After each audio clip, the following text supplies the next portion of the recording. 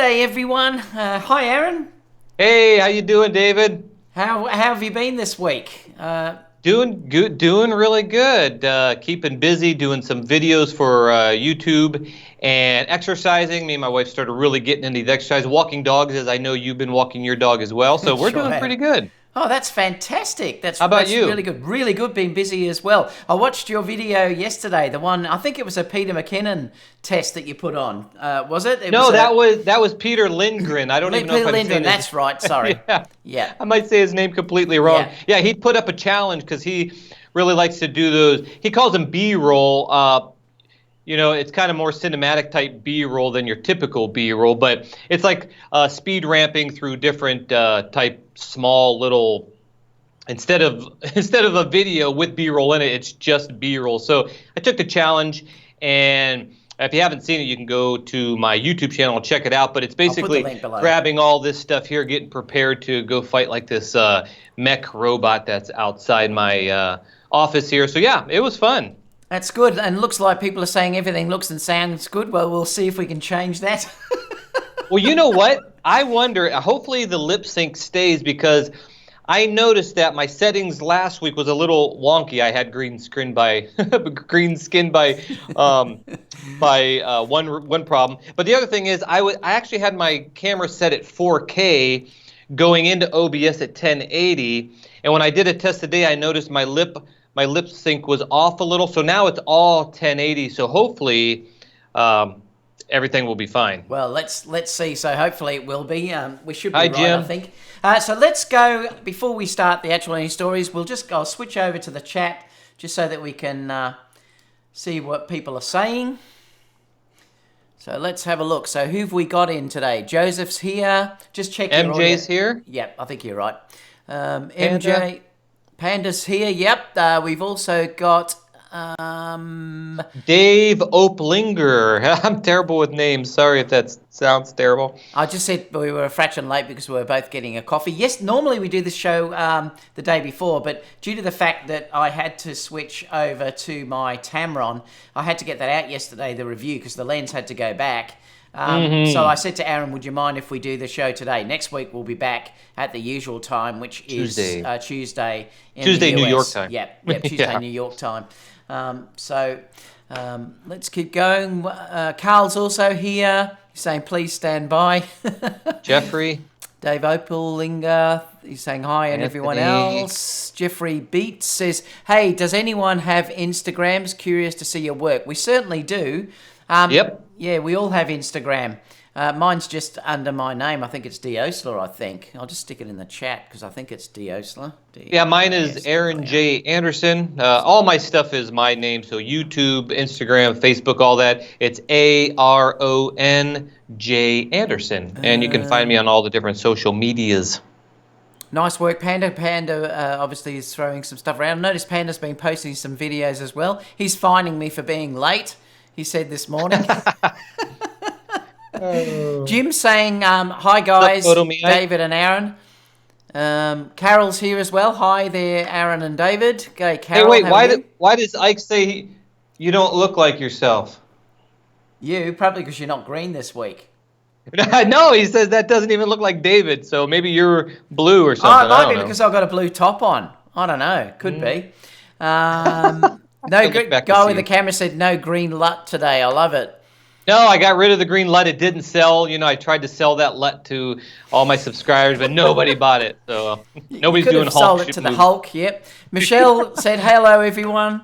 Hope you're all healthy as well. Jim said thumbs up, everyone, to get it started. And Doug also said Aaron J. Anderson and our fave David Oastler. Hello from Iowa, the corn Iowa. state. Jim put my Instagram link in. So if you want to stick your Instagram links into the chat there, guys, people might be able to share back with you. So like Aaron said, he has now put in, he put a video up, I think it was yesterday or the day before, which is really cool. Go and have a look at it. It was really good. I call it Lock and Loaded. Yeah, Lock and Loaded. It was a contest or something, a thing that Peter Lindgren had done. So check that out, and I'll leave the link down below to Aaron's channel if you want to check that out. And everybody's welcome to try it out as well. You have to go to my video, because you have to do after you do like that type of B-roll video, you need to hashtag POV B-roll challenge, and then he's just going to look through those, and probably maybe there's like 5 more days left, I would say. He said it's going to be up for 2 weeks, Okay. and then he's just going to choose his favorite top 5. So it's not about winning, in my opinion. It was just super fun, and it was very challenging to film yourself and do that. It's not filming yourself. It's like, your perspective, like the camera's here. So everything you do, you have to really think like, wow, how am I going to do that? So what do they call really it? First cool. person? Is it called first person? Isn't it? Well, he says POV, point of view. Point of view, I'm not yeah. sure. Yeah, point of view. But first person is usually kind of what's the lingo when you're talking about games, first person type stuff. But that's the kind of style. Yeah, and when I first thought of it, like, ooh, I got all these ideas, and then I was like, wait a second, I can't film myself. I have to film from my eyes, and that really made it challenging. So try it out, guys. No, I liked it. Kerry and myself watched it yesterday. We enjoyed it, actually. Thank you. Now, just to let you know early, I won't be doing the live tomorrow because it's Good Friday here. Remember, we're a day ahead. But I am going to do it Saturday morning here at my time. And I think the Sony Alpha Melbourne, we may be doing something with them at the same time through the live chat. I'm seeing if we can tee that up together because they have a meetup, and I think they're doing a Zoom meetup, and I might be joining them through that. I'm not sure if it'll work. But so I am going ahead with the Sony Alpha News and Rumours, but it will be now Saturday at 10 o'clock Melbourne time, which is now. Yeah, so it'll be the same time as this on Saturday morning, my time, Friday morning, US and European time. So just to let you know that it won't be on tomorrow. Cool. So what have I said? The intro black and white photo of David, that's looked like some hardcore war photojournalist. Yeah, that's the only photo he gave me when I made that intro. He gave me that photo, so I used it, And he's having a go at me for shooting a brick wall. What is wrong with you, Ike? Oh, I know. That's so funny. He always says, no, I don't shoot brick walls. I only do like real life stuff. And then you're shooting brick walls. I was giggling when I was taking that because, I was limited in where I could go anyway because of the virus. So I was limited anyway where I could go. But when I went down to shoot this old building just near my home, I thought, wow, this is a perfect opportunity to shoot a brick wall. I mean, I was giggling as I was doing it, actually. But anyway, I did it. So it'll probably be the only brick wall that you ever see me photograph. But anyway, I've done it. That is too funny. Well, when I do lens tests, I always, instead of shooting a brick wall, I shoot a text from a magazine just because the text is like from the same article, because the text is exactly the same from corner to corner. And in reality, I don't care so much, but a lot of people do. So I shoot those types of things just to give people, because people really care about corner sharpness and other things. So I don't think it's a bad idea to shoot a brick wall or something in a lens review just to show. But again, in most cases, it doesn't matter, even if the lens is a little soft, but I do it as well. So yeah, well, I did a couple of things that I normally wouldn't do in that lens. Review. I did the focus. Well, it's sort of a focus breathing test where I made sure that the lens was shooting at 180 because people had asked me to do that. Whereas normally I never ever worry about that, and it wouldn't be something that I'd test. But I thought, well, everyone keeps asking about it, so I'd throw that in. So I did do that as well. The videographers care about focus breathing because if I were to, you guys, I don't, anything? Yeah, if you were to focus on me and then the background should be blurry right now, and then someone were to walk in the room or to show something in the back, and then to focus on the background, when you have focus breathing, it looks like the camera is actually zooming in, which would lose the frame that they have. So that's why videographers kind of care more about focus breathing than photographers. But then focus breathing also is a little challenging when you're doing macro photography and you're trying to do focus stacking, which I do like every day now. That's like my main job now is product photography. And the lens that I use does focus breathe a little bit, but the software is smart enough to equalize all that out. So yeah, focus breathing isn't too important, except when you're doing rack focusing in video. Then it looks like you're zooming when you really didn't want to zoom. Well, are they Cine or Cine? I always forget. Cine lens or Cine lenses. I mean, they don't have focus breathing Cine. because it's Cine. They don't have focus breathing, do they? Because of the way the focus mechanism works. They shouldn't. I think they try to strive not to have that, but I'm not sure. Maybe there's cheaper ones that do. I don't have any Cine lenses, nor did I've used a few on a project, but I didn't test for focus breathing, so I'm not sure if they all don't have it or what. Ike also said there that review was very well done, David. Probably one of your best ever. And thank you, Ike. I did say to Kerry last night that that probably was the best one that I've ever done. And the interesting thing was the pressure on me to get that done was extreme because I only had the lens 2 days. So I was editing probably with that for 24 hours all up. It was a massive editing job to get that out. But thanks, Ike. I'm glad you appreciate it. No, I did say to Kerry I thought it was the best I'd done.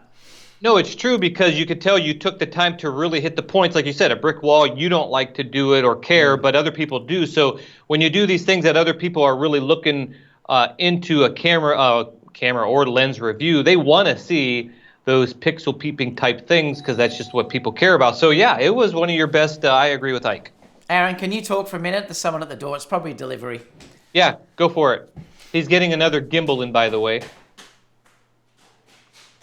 Now, I can't see him, and I'm delayed, so let me see who else is in here. Julian, someone else said hi. I think it was Dan from Arizona. I said hi to Dan. We got Massachusetts. Ron, how you doing there, buddy?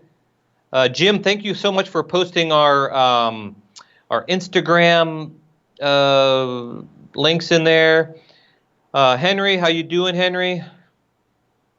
Henry, we are using, I am using PC, and I'm using OBS and Skype. So we're using Skype for me and David to talk to one another, and then I pump that through OBS. And David is using the same thing, but he uses Mac, and he doesn't use OBS and something Wirecast. That's what he uses to do the show. Who we got? Vic. Yeah, so excited about that 70 to 180, Vic. Man, the only lens I really use the most is the Tamron 28 to 75, which I love. So I was hoping that 70 to 180 would be at least the same quality. And after seeing some of the reviews and David's amazing review on the lens, it looks to hold true. So a very exciting lens indeed.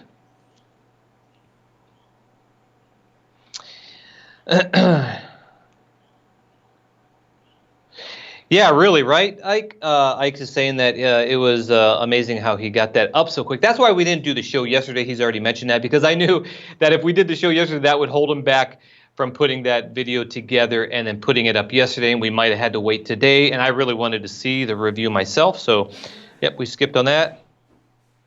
Tampa, Florida, how you doing, Henry? I hear David's feet coming in. It was just an A7S3. That's all. That's it? Yeah. That sucks. Well, anyways, we'll talk about that some other time since that's no big deal. I hate missing them because then you've got to go down to the post office. That's where they take them. So I thought, I've got to run down. They always deliver them that round this time. It's so annoying, but oh well. Exactly. So what were you saying? What were we chatting about while I was gone? Well, about your excellent review. Ike said it's amazing that you got it done in the time you did. I was telling them, someone, I think it was Vic said he can't wait for the lens. I was saying we didn't do the show because I wanted to see your video review of that lens as well because I'm excited for the lens. That's basically what we talked about. Someone asked about what we're using on our production here. I told them you're using Wirecast. I'm using OBS, and that's about it. Yep. Yeah, and it's. Should we start the show? We're 15 minutes in. Let's get going. Let me bring up this. So, have you got the timer there to put that first story in? So, this first story, well, I think the first one was the Tamron, wasn't it? We were going to discuss. Yes. Yeah. All right. So we're going to talk about the third-party lenses. It's not really just on the Tamron because the Tamron, I'm going to take people through what I found and everything on Saturday's show, because I thought that's more the Sony related show. So I'd start to talk about that and break it down for things like autofocus and everything else. And I'll show everyone that on the Friday show, because I'll open up the video and we'll go through it all together. So I thought I'd give a really good description about that on Friday. But what I wanted to discuss with Aron today was, are third-party lenses now good enough that in the fact that you don't have to buy the native lenses anymore? Now, what I mean by native lenses is do you have to buy Sony lenses? Do you have to buy the Canon lenses or the Nikon lenses now? And I'd love to know your opinion about this too, Aron, because, we do have Fuji may be harder to buy adapted lenses. Is Fuji harder for adapted lenses or it's not? Yeah, they don't have, well, I mean, if we're talking about like just without adapters and all that, yeah, they don't have a whole bunch. When I had Fuji for a short time, I had, I don't remember the brand. I even did a review about it. Can't remember the brand, but there's a few, but they weren't, for me, they weren't as impressive as just the Fuji line. So for me, I would just stick with Fuji lenses because they're like just absolutely amazing. But yeah, so I'll let you go if you had something else before we got into that's why I was asking. I wasn't sure about the Fuji lenses because I haven't really ever got into that side of it. But yeah, when we're talking about, say, I'll talk about it from the Sony perspective, and some people in the chat may be able to discuss from the other perspectives, like Nikon. I might be able to chime in with, say, Nikon, and there's also there may be some Canon shooters as well, but. If you look at it from the Sony sort of sphere, and I think this is probably the same now all over, that the fact that now you have Tamron making amazing lenses, you've got Sigma that are making amazing lenses, Samyang are making amazing lenses. I mean, for instance, I did a review recently using a Nikon camera, and it was the 35mm. 1.4, and that was meant to be at the time, and I think it still is, Tamron's sharpest lens. It was something like their 20th anniversary or 50th, I can't remember, but it was incredibly sharp. I mean, really sharp. Probably, I'd love to test that compared to, say, the Sigma 1.2 for Sony, because that also is an amazing lens as well. But we've got unbelievable third-party lenses now, where it's got to the point where some of the third-party lenses are out-resolving the major brand lenses like Sony, for instance. Now, I know Canon, if you're dealing with the R series, I don't think you can use adapted lenses yet, I don't think, on the EOS R, because I think the mount is a problem. You may be able to use an adapter, I'm not sure, but I know even Canon now, you can have Sigma, you can have Tamron and everything else. Do you think, Aron, we've got to the point now where you can save a lot of money? Like, for instance, if we were looking at that Tamron, the 70 to 180, it's $1,000 cheaper here in Australia than what it would be to buy the GM version of that lens. Now, crazy. That is a lot of money if you're dealing, particularly now where everyone's tight due to what's happened and things like that. I mean, everyone's usually fairly tight with money anyway, but has it now got to the point where you would say, well, I may just say get the 28, the 17 to 28, the 28 to 75, and the 70 to 180 Tamron lens range instead of getting the G Master lenses? Or would you be better? I mean, even Sigma make unbelievable lenses. Their 2470 for Sony is an incredible lens. Their 35 1.2 is an unbelievable lens. Shortly, they'll bring out a 70 to 180, 70 to 200, I mean, as well, Sigma. So do you now think that we're at the time where you would have to consider why you would buy a GM lens and spend that extra money?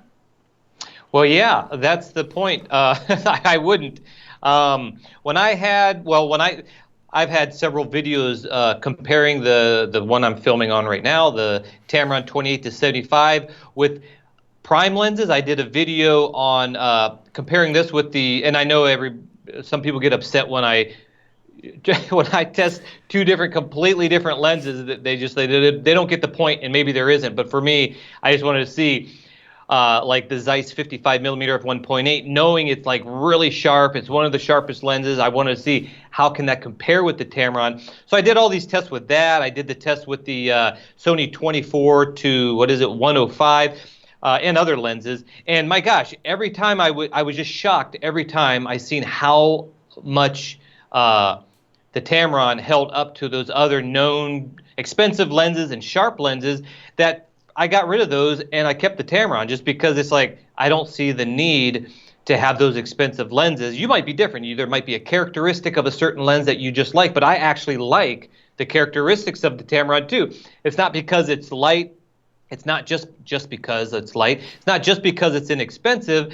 It's because I actually like the look of it. It's sharp. It's close focus. It hits the focal range that I use probably 97% or percent of the time when you go through your photos and you see what focal ranges you use on Lightroom. You can search that, and that's like right in the majority of what I use. So for me, there'd be no way for me to get a G Master lens. Now, some people, hated on some of my videos for saying that, but it's a personal choice. And some people tested that with the G Master 24 to 70. I have not, so I can't say, but they said that the Tamron was sharper. So not only are you getting and saving a bunch of money, but in some situations, you're getting a better lens. So yeah, I see no reason to have a big, expensive lens that doesn't perform as good as, or maybe it's just a little bit more, but for thousands of dollars, nah, not for me.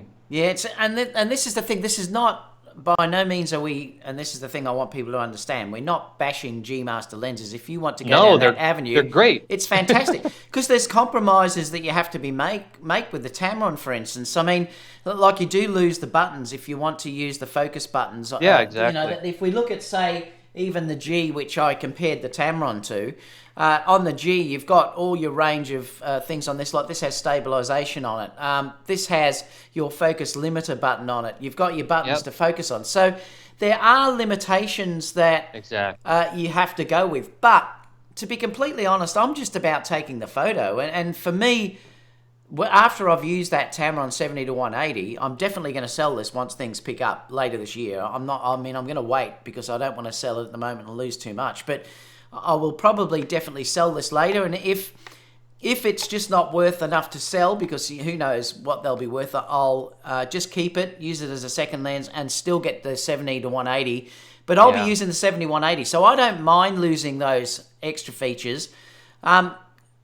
So it doesn't bother me personally. I didn't mind the stabilization not being in the lens because I found, and I proved it because all the shots that I did were just using the in-body stabilization on the camera, and that's good enough.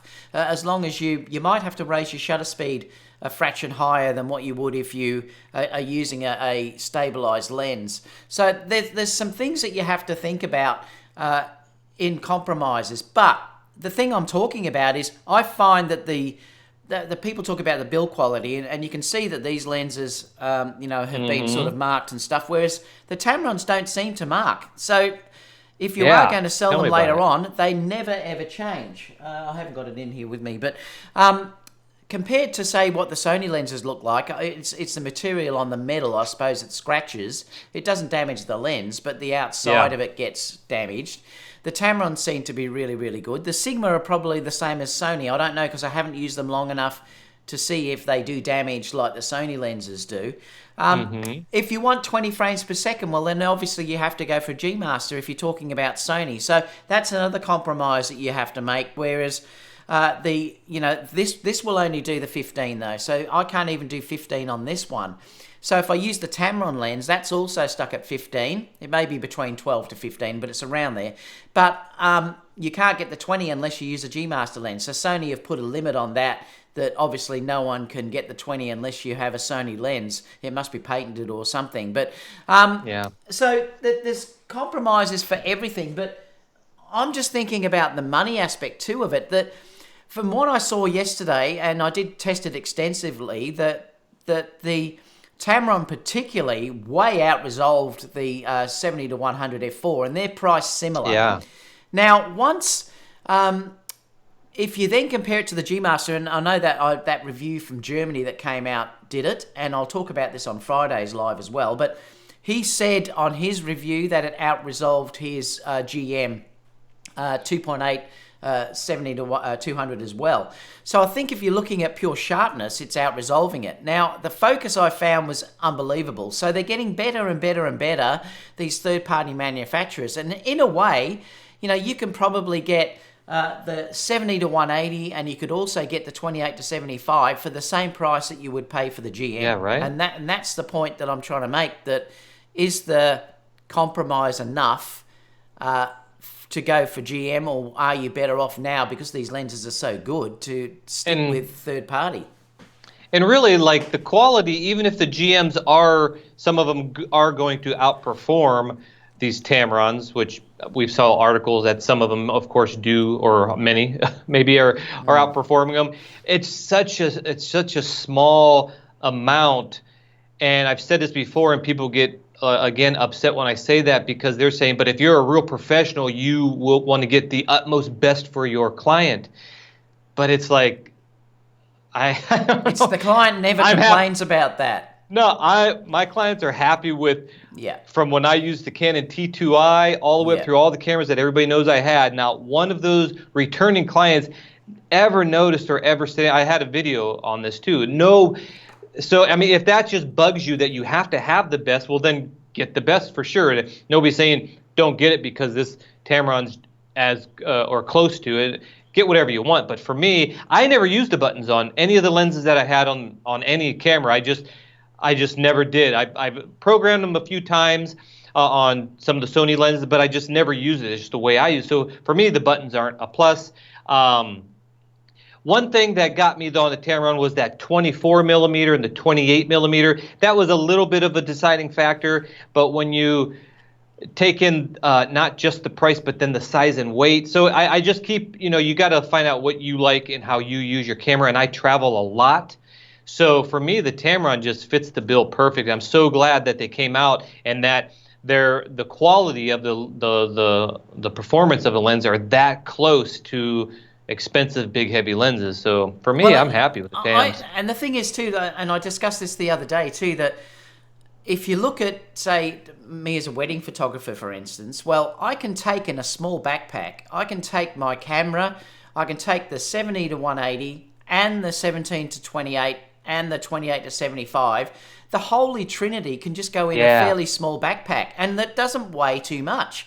Like, if you tried to do that with the GM lenses, my back, well, for starters, I'd need a huge backpack to fit it in, because the lenses are that much bigger, really. But the weight alone, if you're lugging stuff around like that, is almost game-changing in the fact of how heavy it is after, say, a whole day of lugging this stuff around. It makes, the weight does make a big difference. It certainly makes a big difference to me. That's for sure.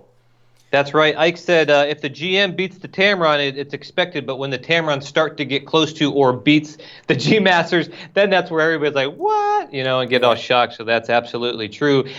For me, man, I mean, like I said, 95% of my focal range is on that Tamron. I could have that in one like 35 or 50 millimeter prime, or both of those at f1.8s or something. And man, I'm good to go with most of everything I do.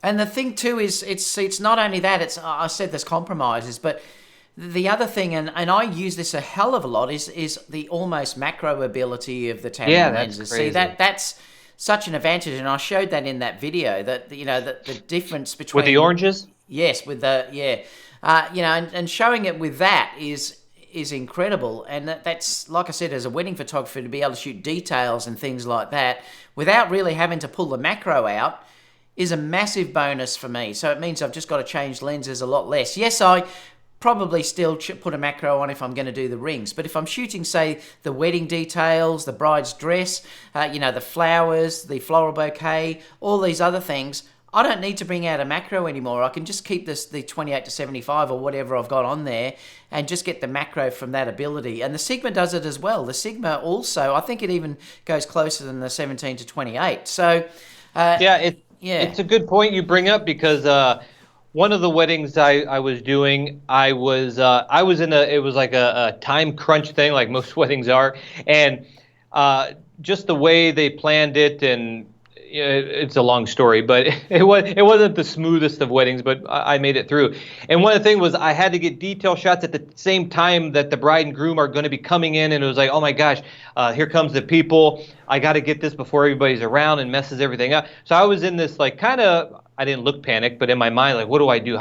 And because I had the Tamron, I didn't have to, like you said, I didn't have to, knowing this going into the wedding, I knew I didn't have to switch lenses for this. So even though my bag was either on my shoulder or by the band, I can't remember, but I was just like, do I go over there? And I just used the Tamron on this wedding. This was like the first wedding I had with the Tamron. And I was just getting all the detail shots. I didn't have any stress of switching lenses at all. And man, that just came in so handy. I even think I took the ring shots with it because I think it's like the only time I had. It was just a really weird wedding. And they came out good too because I shot, I got as close as I could. I used like a little LED panel to, my wife just kind of moved it around and got some shots of it. And then just cropping in just a little bit in post. I mean, it looked amazing just with the one lens. That's the thing. I use it all the time now. It's incredible. I'm just curious. I'm just going to switch over just to see if people are asking anything about this because I'll just see what...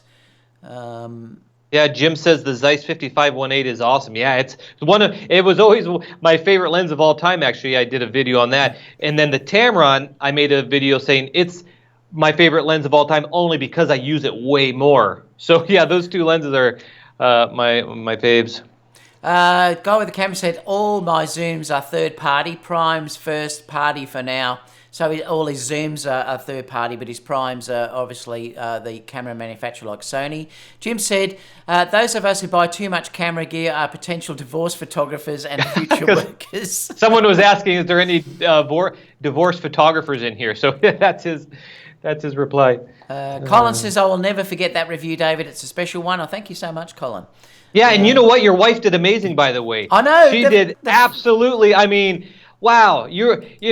I've met Carrie and everything, and she's all outgoing. And when you said that she didn't want to do this or whatever, I'm like, oh, she's going to be shy. My gosh, she got in there and she just did as good as everybody else. She did absolutely amazing. Well, I asked my daughter to originally do it because I didn't think there was any hope on earth that Carrie would have done it with me.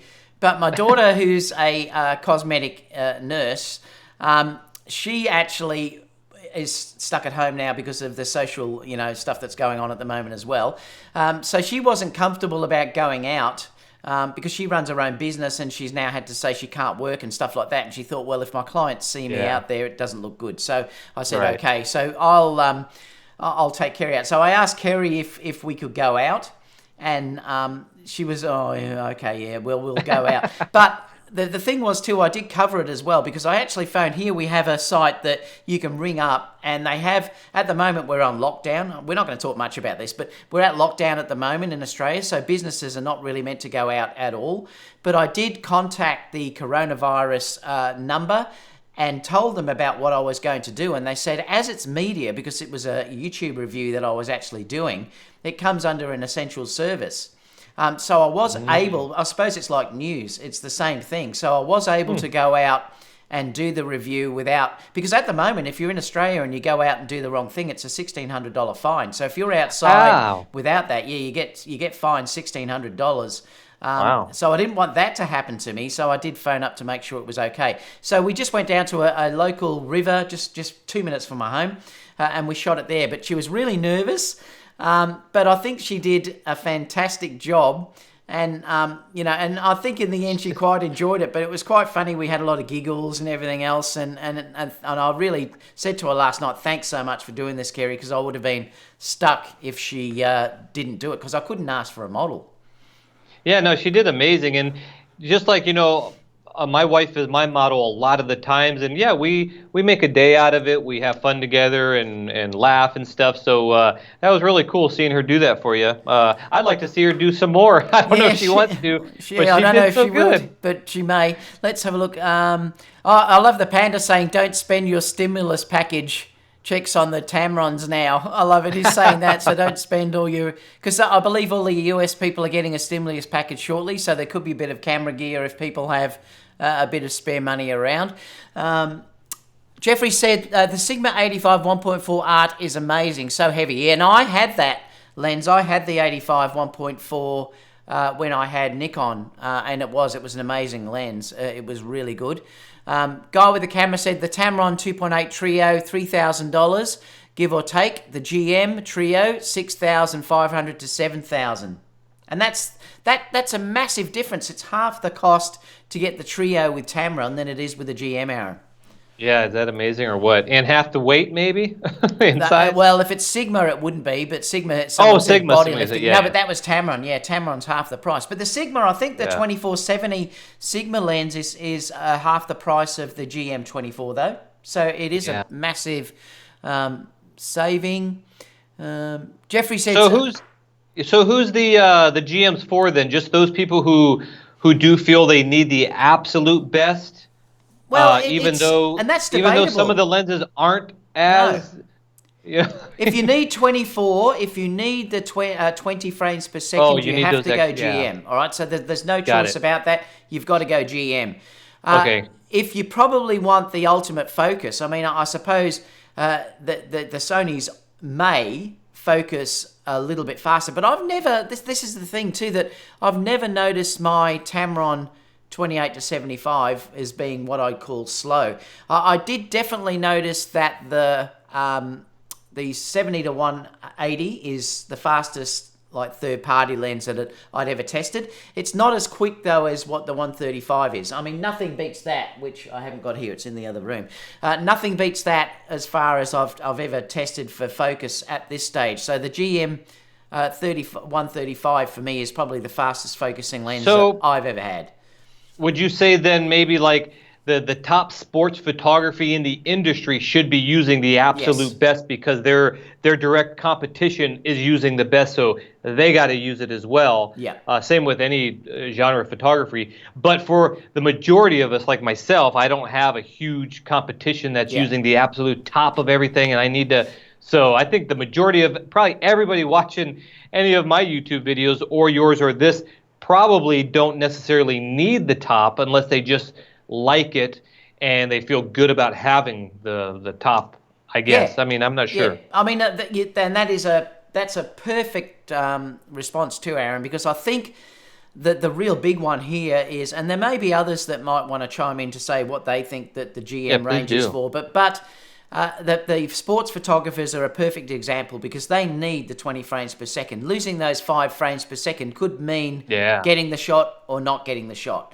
But for me, being a wedding photographer, being able to shoot at 15 frames per second is more than what I will ever need to actually do. So in my scenario, I don't need GM lenses. But would I give away my 135? No, because I adore that lens. There's something about that lens that I love. Yeah. It's very sharp. It's a beautiful lens to use. So I wouldn't give that up. But for my general type lenses of setting, like where I'm doing weddings and things like that, or your normal portraits, you can't go past what the third-party lens is now giving you for the cost, because you can buy 2 of these lenses for the price that you would buy 1 GM. So if you're just starting out and you need, if you're starting out to say do portraits, for instance, well, you often need a 24-70 and a 70 to 200. That's usually what people will go, or if they're just starting weddings. Yeah. Well, you can buy 2 of those for the price of only getting 1. So if you're stuck on money, you can't possibly get the GM. You have to go for something like the Tamron. And you're still getting amazing quality. Exactly, almost comparable. See, when we're talking about this, it's almost like, well, if you got the money, get the GM, but think about it. They're getting so close to that where that shouldn't even be in the same sentence, in my opinion. I mean, it's just like they're just save the money and get a lens that's going to perform just as good, and any of your clients won't probably notice that 1% or let's say 12% difference anyway. So, it's like I have a hard time thinking definitely about after testing that 70 to 180, there's no way I would spend that extra money here, the 1,400 or whatever it was extra, to get a GM. I'd be buying that. I can tell you that in a heartbeat. Unless I was a sports photographer, I would be getting the Tamron lens. Now, the other thing is wildlife photographers may want to have an adapter. So that could be another issue. You might want to use the 1.4 or the 2 times adapter.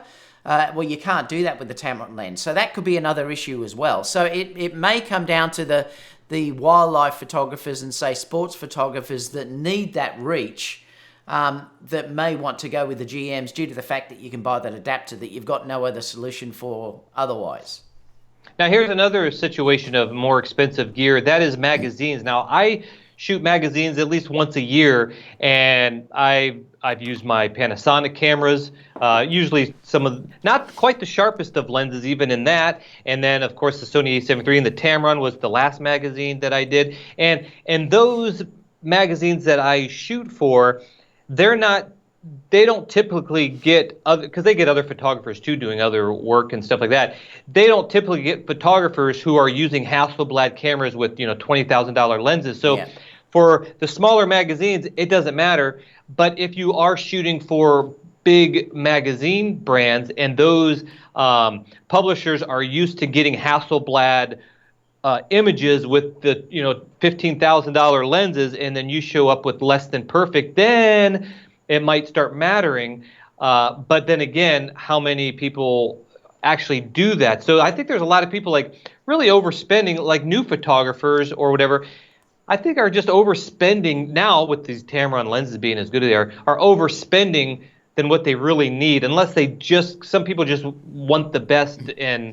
But I think it's like overspending at this point with these good Tamron and Sigma lenses. See, the other thing, and like you mentioned Sigma then, the other thing too that you've got to understand here is if you want the best 35 that's native to Sony at the moment, well, the Sigma make the best one. The 35 f1.2 is the best 35 that I've certainly seen on the Sony camera. Yeah, so if you want that, you wouldn't buy the Sony 35.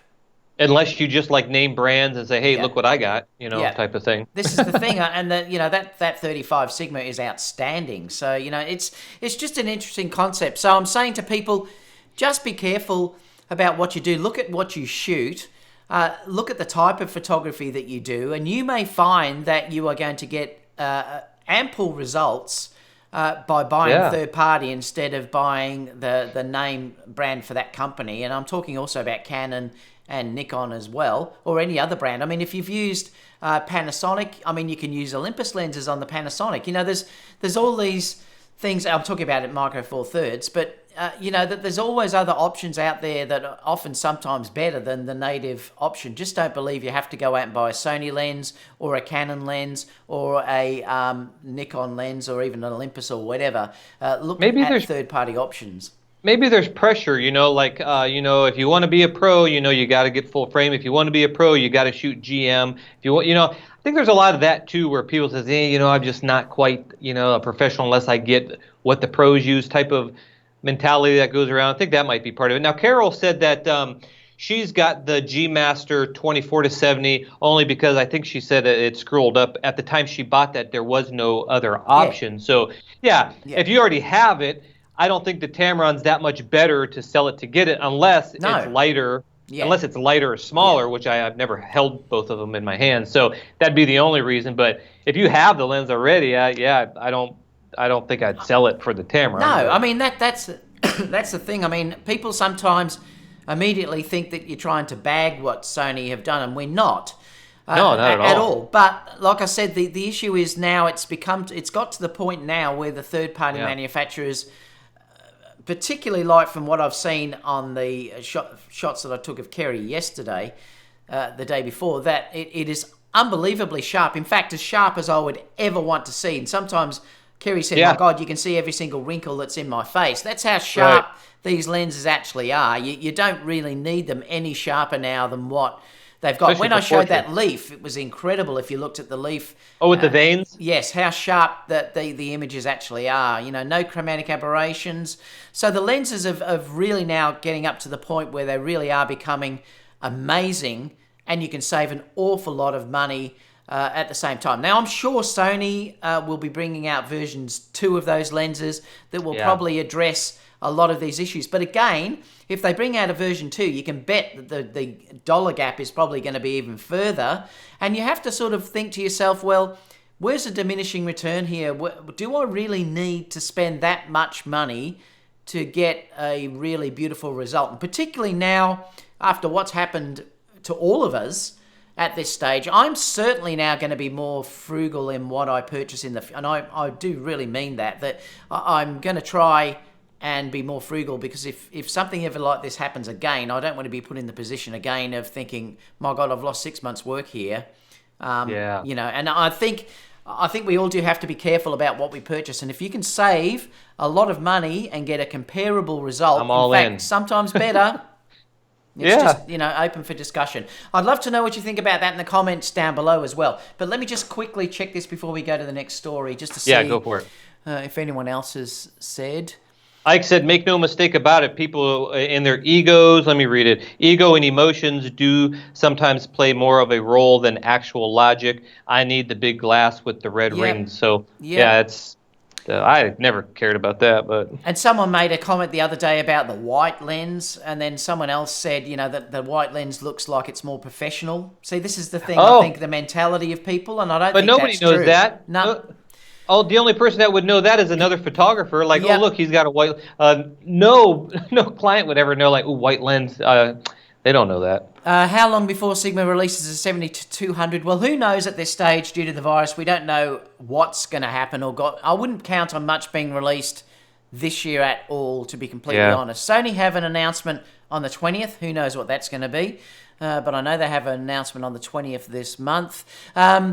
Basil says, everyone complains about the weight of the Sigma lenses, but when compared to their Canon and Nikon counterparts, we're talking about a difference in weight that is like 1/4 pound. Exactly. I mean, this is where I do complain about the Sigma weight, because it is a lot heavier than what I'm used to now with Tamron. But if you are using a G Master, the weight difference isn't that drastic. But remember, any small amount of increase when you're dealing with a heavy camera, Basil, if you're carrying that around for the whole day, the slightest bit of weight difference does make a big difference. Yeah, it makes more of a difference than I thought. Yeah. Because when I'm like testing the two lenses for a video or whatever, and I'm testing, it's like, well, it's not that much, like the 24 to 105 Sony versus the Tamron.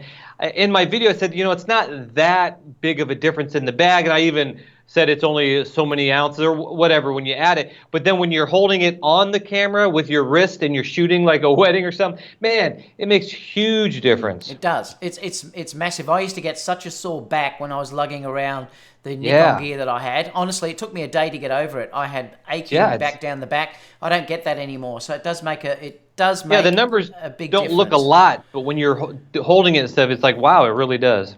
Michelle said... What were you going to say, Aaron? Go ahead. Oh, I was just going to say, I was going to read a comment. Guy says, guy with the camera says, Tamron have great warranties as well. What is the warranties? Aren't they like 5 years or something on Tamrons? I don't know, actually. I'm not sure. I know they're comparable to what we get in Sony. Michelle said, I enjoyed the Micro Four Thirds too. I loved it and miss it. But I also love the Sony A7R III. Great for dark ride photography. So I love the Micro Four Thirds as well. I mean, I enjoyed using it when I had the GH5. I've had it for years.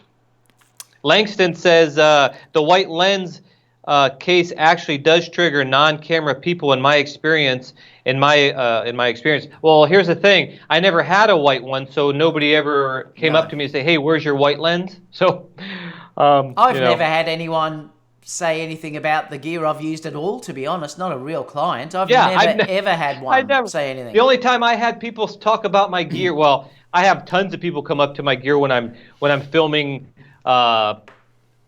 just stuff around town, or not just stuff like a professional shoot, or when I'm filming a event or something. Someone will always come up to me that's into camera stuff and say, oh, hey, what are you filming with, or what are you shooting with? Or the Uncle Bob at a wedding might come up with me, oh, are you shooting with that type of thing. But clients never, ever told me, what are you shooting with? Never. Nope. Because clients will only care about your work. They hire you for your work. They don't hire you for your gear. Yeah, they don't go to my YouTube channel and say, let's see what camera that guy's using before we hire him. You know, he's just looking at my portfolio and go, wow, it's great. Let's hire you. Guy with the camera said, no clients, no problems. I guess so, right? Michelle said, I can imagine the weight savings. I'm looking to find a deal on a used Panasonic G9. Well, that's what you're using, Aaron, isn't it, the G9? Yeah, I had G9 and A7 III, but I'm telling people when you have them both with you, it's like I made this thing like, which camera am I going to just pull the most? And lo and behold, because of that Tamron lens, the 28-75, I grabbed my Sony A7 III more. And I know that sounds weird, but it's just that lens just does all my work. Whereas if I'm using the Panasonic, I use primes because I have to try to get down, the ISO lower and the depth of field that I want and stuff with faster primes. And it's just like, man, I can just grab the Sony and the Tamron that's already connected and do all of my work, almost all of it, except like macro photography, like real macro photography, or go with the Panasonic and change all these lenses. And I grab the Sony. So, Yep, I hear you. I'm just seeing Ike where he said if the GM beats a Tamron, no one is surprised, but when it's Tamron and Sigma start to be at the GMs, that's when the shock comes in. It's as they get close now, people are starting to get worried about that, yes. Not going to lie, I own GM lenses. Well, there's no reason to lie, MJ. There's nothing. I mean, GM lenses are incredible. They are amazing. Like I said, it's just that the third parties now are starting to catch up to them that it becomes an issue. But before that, you had no option. If you wanted to get the best lenses that were out there, MJ, you had to buy a GM. But that's no longer the case. And this is the sort of point that I'm trying to make here. Dave says when Dave is talking about himself, when I show up to a gig, they're happy. Oh wait, where'd it go? When I show up to a gig, they're happy. I have a big camera and big lenses.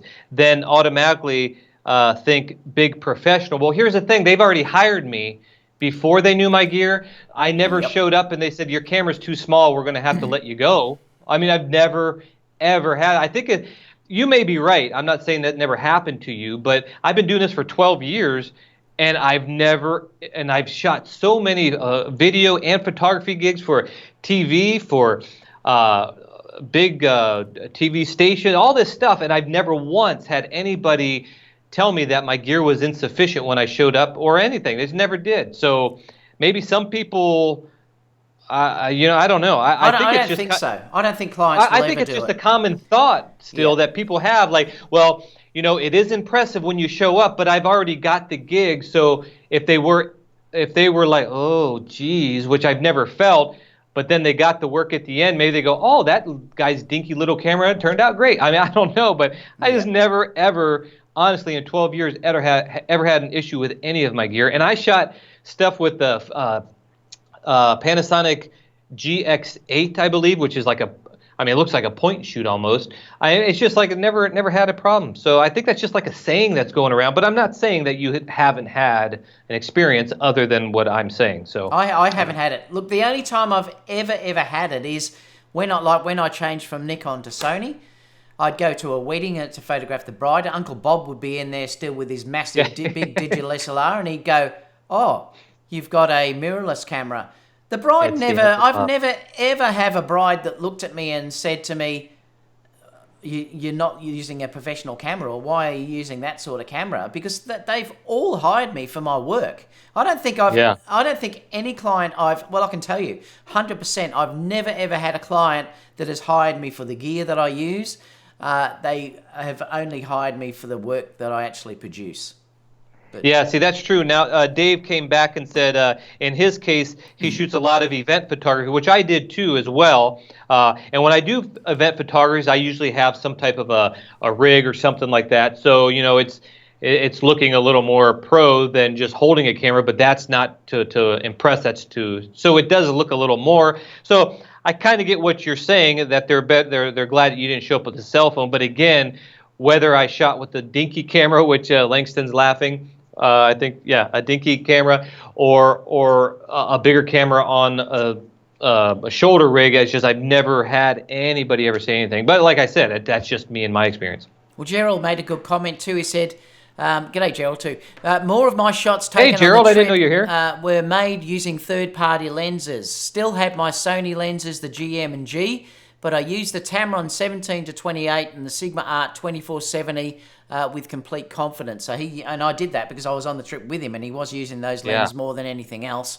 The other thing, and this is a really good point too, that the tag shooter said, "So David Oastler, you are a pro. Tamron messes up. How are you going to fix it? No Sony Pro support." And this is a really good question, Aaron, because I used to say to me that that was the most important thing for me to get the Sony Pro support, and it used to be. I was a massive thing saying that I will only ever use Sony because then I know if I get an issue that I can have another lens that can get fixed out to me, or Sony will replace it in a period of time. Yes, that was so true. But at the time, the price difference and the quality of those lenses wasn't anywhere near what it is now. Now, as a pro, I have backups of everything I've got tagged. So it's not like I'm going to go to a wedding and if a camera fails or a lens fails, I haven't got a solution that I can go to immediately that would back that lens up until I get a replacement lens or whatever sent out to me. So yes, I agree with you. It is important that, and that's one thing you may have to consider, that if you can't afford to have other gear, if you're a working pro, that the Sony Pro support is a really good service, and they will replace things for you and give you loans and things like that if your camera needs to be fixed or your lens needs to be fixed.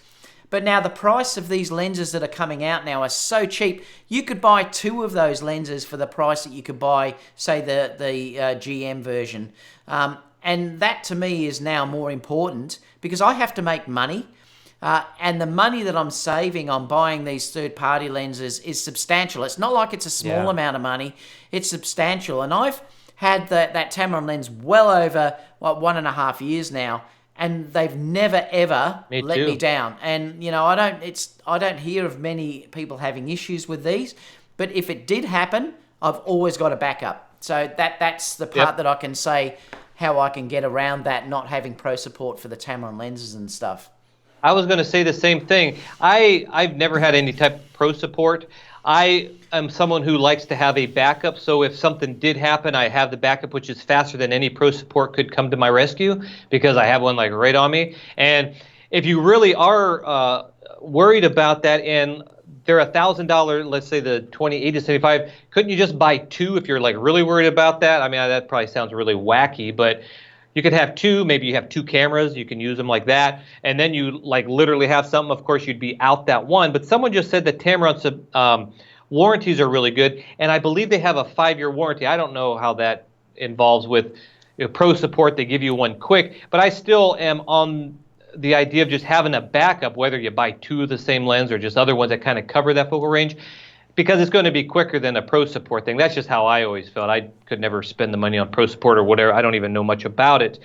Also, I wanted just to a question here. Dave came back and says that when he has the bigger gear, it doesn't happen a lot, but other photographers notice and all that. So yeah, I agree with you on that.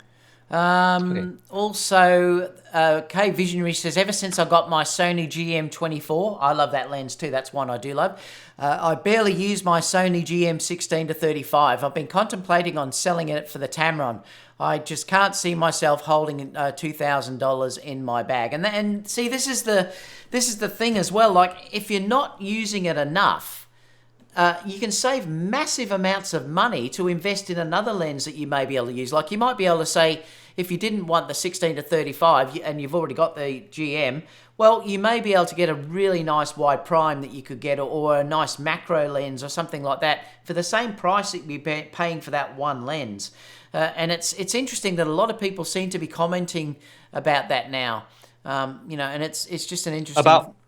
They're commenting about what? Well, selling one of their lenses that, like the GM lenses that they don't use for something that's cheaper, and they can, basically save money. It's cheaper, lighter, and it's almost just as good. We have Tag, the shooter photographer, would definitely not like the 28 to 75 because he really needs 24, and he would never get the 70 to 180 because he really needs the 200. So he needs the very opposite ends. Yeah. And then Ike says, whatever you need is what your needs are, and that's exactly. I do like 24.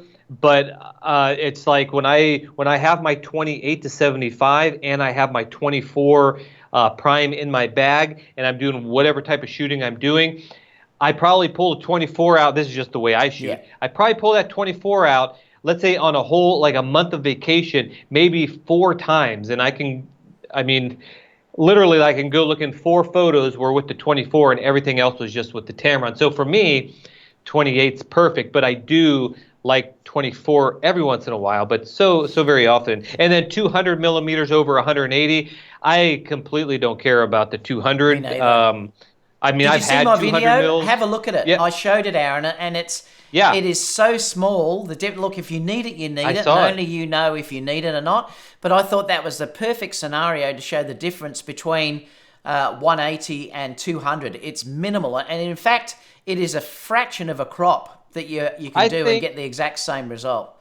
yeah, you could crop a fraction because that sign that you had on the left, like you could see maybe Yeah. the last four, I'm guessing or trying to remember the last four letters of the word, and then on the 200, then when you put the 180 on, you could just see like the last two or something really weird like that. It's so close. And the thing is, usually wider is harder because sometimes you can't back up enough because you're in a space or something like that. But longer, it seems like you're easier to take one step forward and just cover that same amount of ground.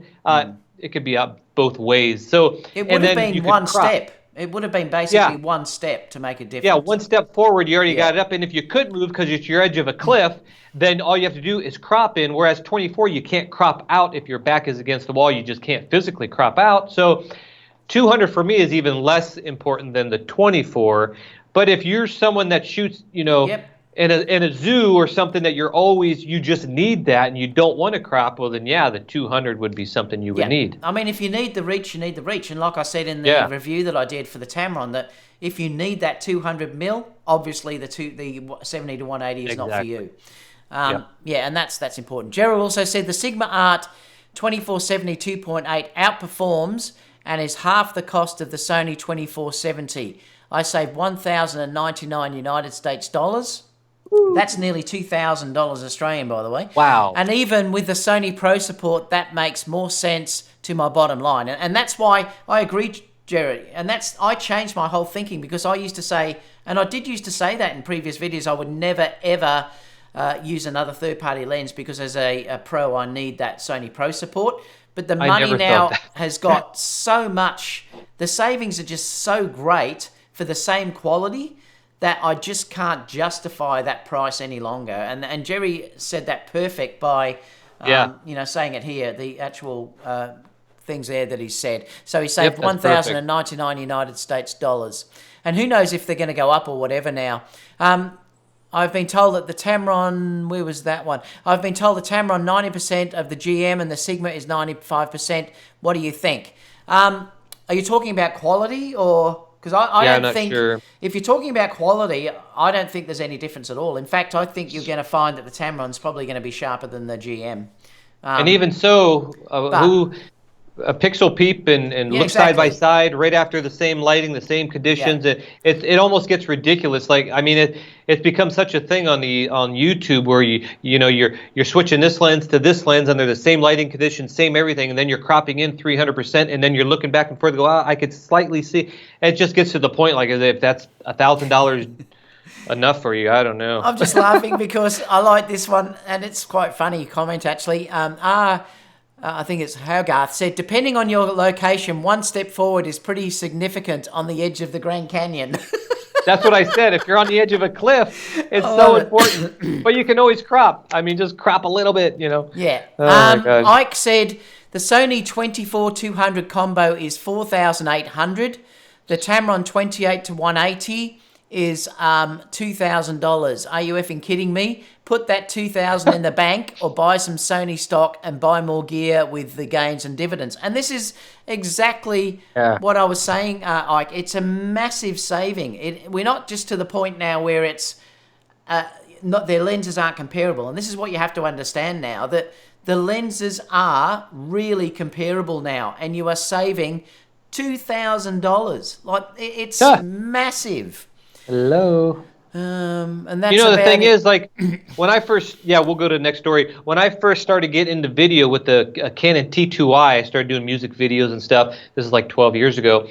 I didn't have a lot of money to spend on camera gear because I didn't know quite where this was going. And back then, I bought Tamron zoom lenses and stuff like that. And back then, they weren't as good. So you were making a compromise, saving money back then, buying cheaper third-party lenses. And then when I started doing the Team Pet, that international TV show, we were using L glass on a Canon 5D, I don't remember at the time, and I could see the difference in the lens quality. But now it's a wash to me. It's like I always will probably buy a Tamron if they continue the quality that they are. Yeah. All right, Okay, so let's next story. go to the next one. Now, Aaron, I think you were going to discuss this one, talking about flat profiles. Let me just switch over to the actual story here because, actually, I'll move it over a little bit. Let me just move it there and bring it back.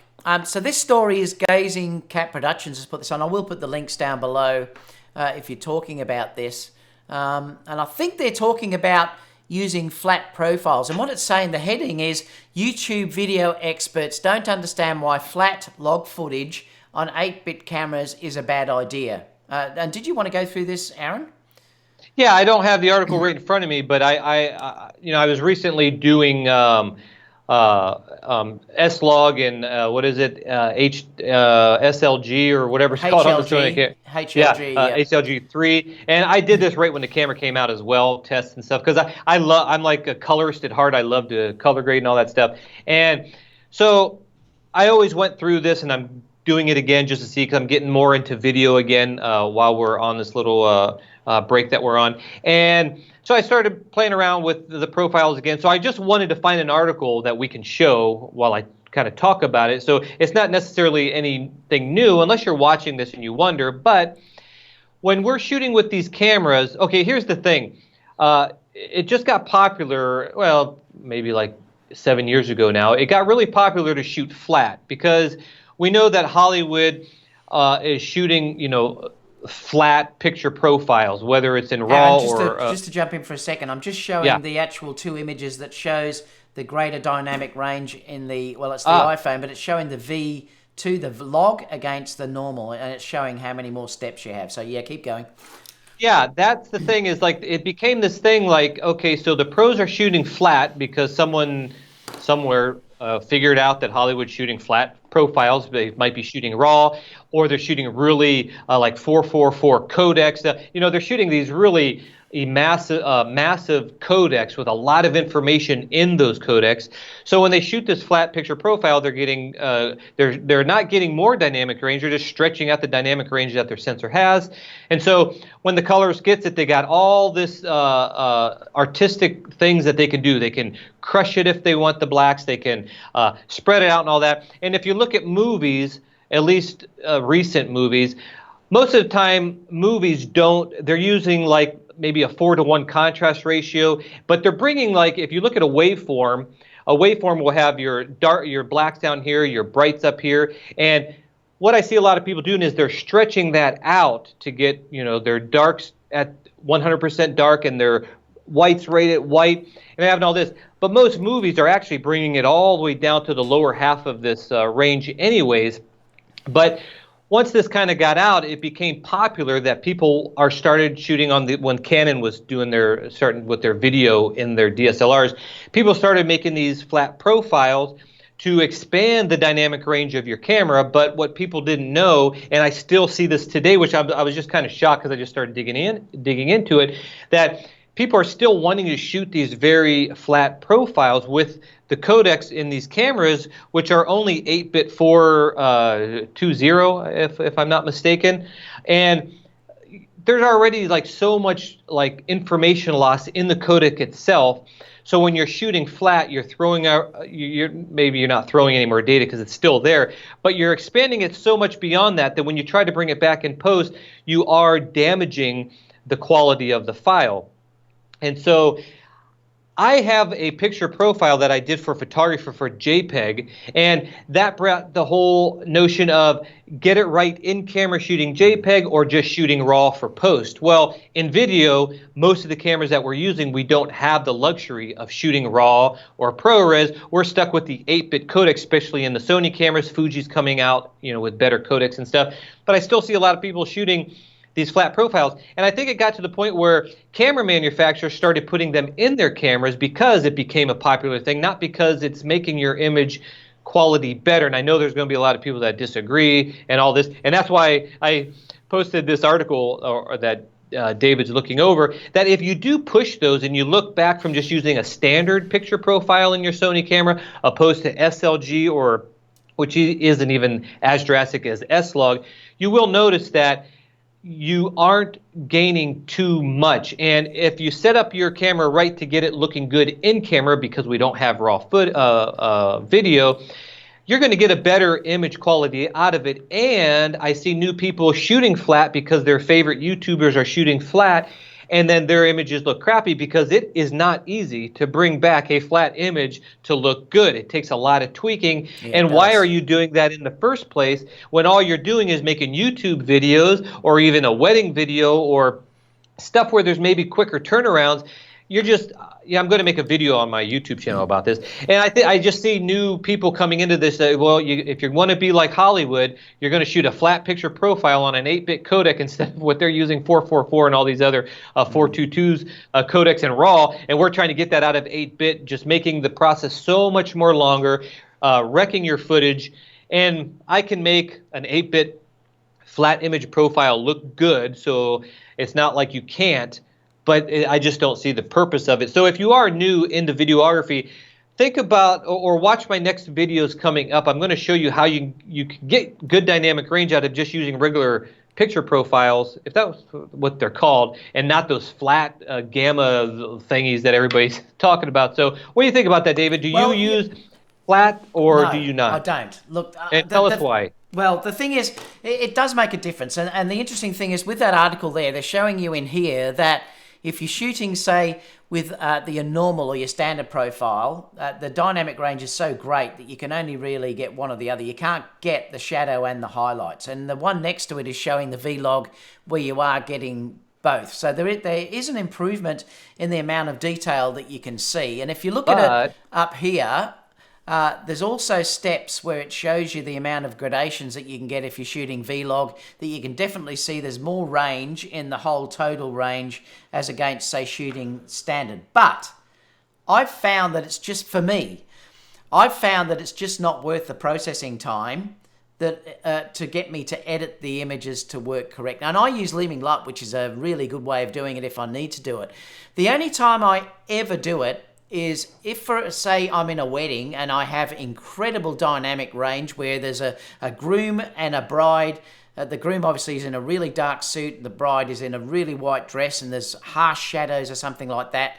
And I just can't get that full range in the camera. I will shoot in HLG or S-Log2. Now, that's the only time I ever do it. 90% of the time, I just expose correctly for what I believe is the sort of best between the two of them. Try not to clip the highlights, and I know I can bring the shadows up a little bit in post. You can't bring it up as much as raw in, say, a raw file, but it's good enough, because usually people always ask me, they'll say, David, when they look at the images that I shoot on the videos that I post, what log profile are you using? Because they all think I'm shooting log, and I'm not. It's just standard, but I'm careful with my exposure. I use, like you said, I use the, what's it called? Not the histogram, it's the other one. Waveform? I use the waveform, and that's one of the things that I love about using the Atmos Ninja, because I can see the waveform on this. Yeah. I just make sure that I don't go over 100% on the line on the waveform. And you can see the subject on the waveform. So, for instance, when we did Kerry the other day, I could see Kerry in the waveform. That's the great part about a waveform as against a histogram, because you can see the actual subject moving, and you can see where the highlights are. So I just balance it. Is that how you're doing it, Aaron? You just sort of try and get a balance between the two? Well, yeah, here's what I do is I'm going to make a video about this and explain it more in the settings that I use. And you're looking at the settings now. Now, we're going through Skype and all this stuff, so I don't know what this is going to look like in the end. It probably is going to look pretty crappy. But hopefully you can see that there's a lot of detail in the shadows here. Nothing's really blown out. Of course, the direct lights are blown out, but you know, that's fine. And the thing is you can get it right in camera. With the settings I'll show you in a video coming up. We don't have time here. But the main thing is you want to maximize that dynamic range by using zebras at a 100 plus, and then increasing your your exposure to where you're only seeing things in your image that aren't important dancing with zebras. So if I were to film somebody, let's say getting out of a taxi, let's say we're doing a short film and we're not using lighting. Now, lighting is the other thing, like you see here. I mean, I wouldn't just use one light bulb and then try to get all this dynamic range in this scene, which we'll get to in a second. But if I'm filming someone get out of taxi and we're not using lighting and there's a beautiful sky behind them and you're using 8-bit codec, you can use, those log profiles to maximize the information you have, but what you're doing is you're also throwing away more information, more color information that you're already throwing out with 8-bit. So you are destroying a little bit of the image by doing that. By using the settings I'll do in my video, what you want to do is at 100 plus zebra, you just want things in the background that aren't important. If you have the clouds back there and the sun's behind the clouds and with your own naked eye you see some bright parts of the sky, it's probably okay to have that dancing with zebras and just back it down a little bit. That way you're exposing to the right of your light meter, basically bringing up the shadows as much as possible before blowing out anything important. And that's how you just expand the dynamic range of your camera as well. Now, if you are using a standard profile like Ike said he's using on his Nikon and it comes out great, it depends on what your dynamic range of your scene is.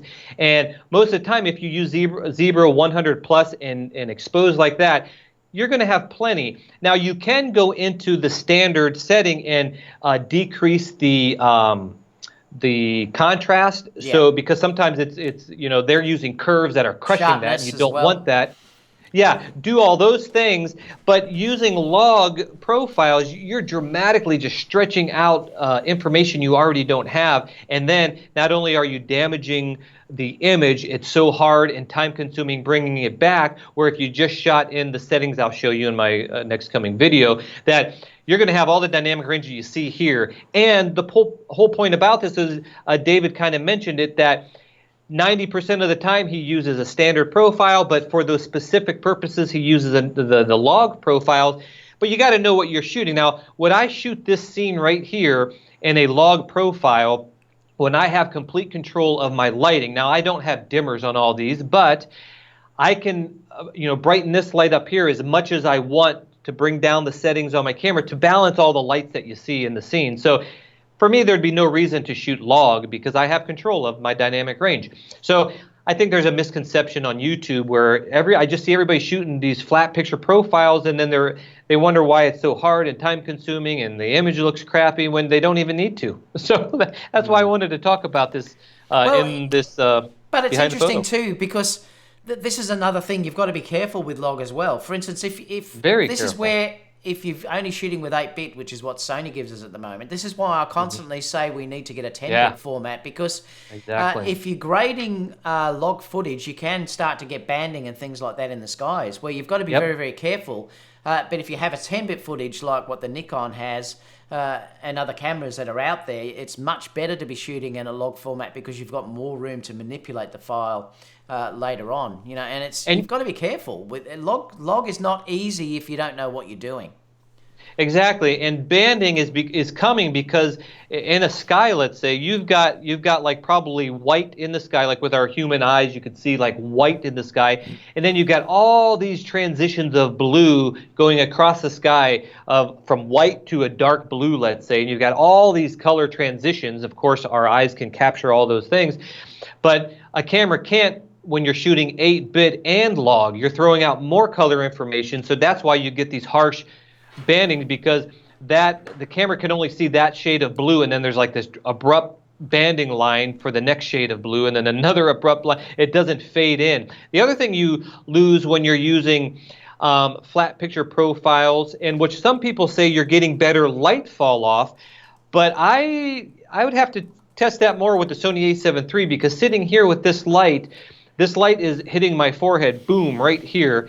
And you're not looking at a log profile. This is all in camera coming out to what you see. Again, all the compression going on, I don't know if it looks good, but you have to, the light fall off for me on the Sony a7 III is much better using my settings on the standard profiles than using log, because I try to bring it back and it just, the white part, if you don't know, it will just get gray. You're not bringing any more detail back. It just turns gray. So you got to be really careful, like David said. And I just see a lot of new people commenting on other people showing like, you know, a vlog is the thing and you got to shoot that. No, you don't. I mean, I would say don't shoot it and just learn how to get it right in camera, because you're shooting with crappy codecs in these cameras.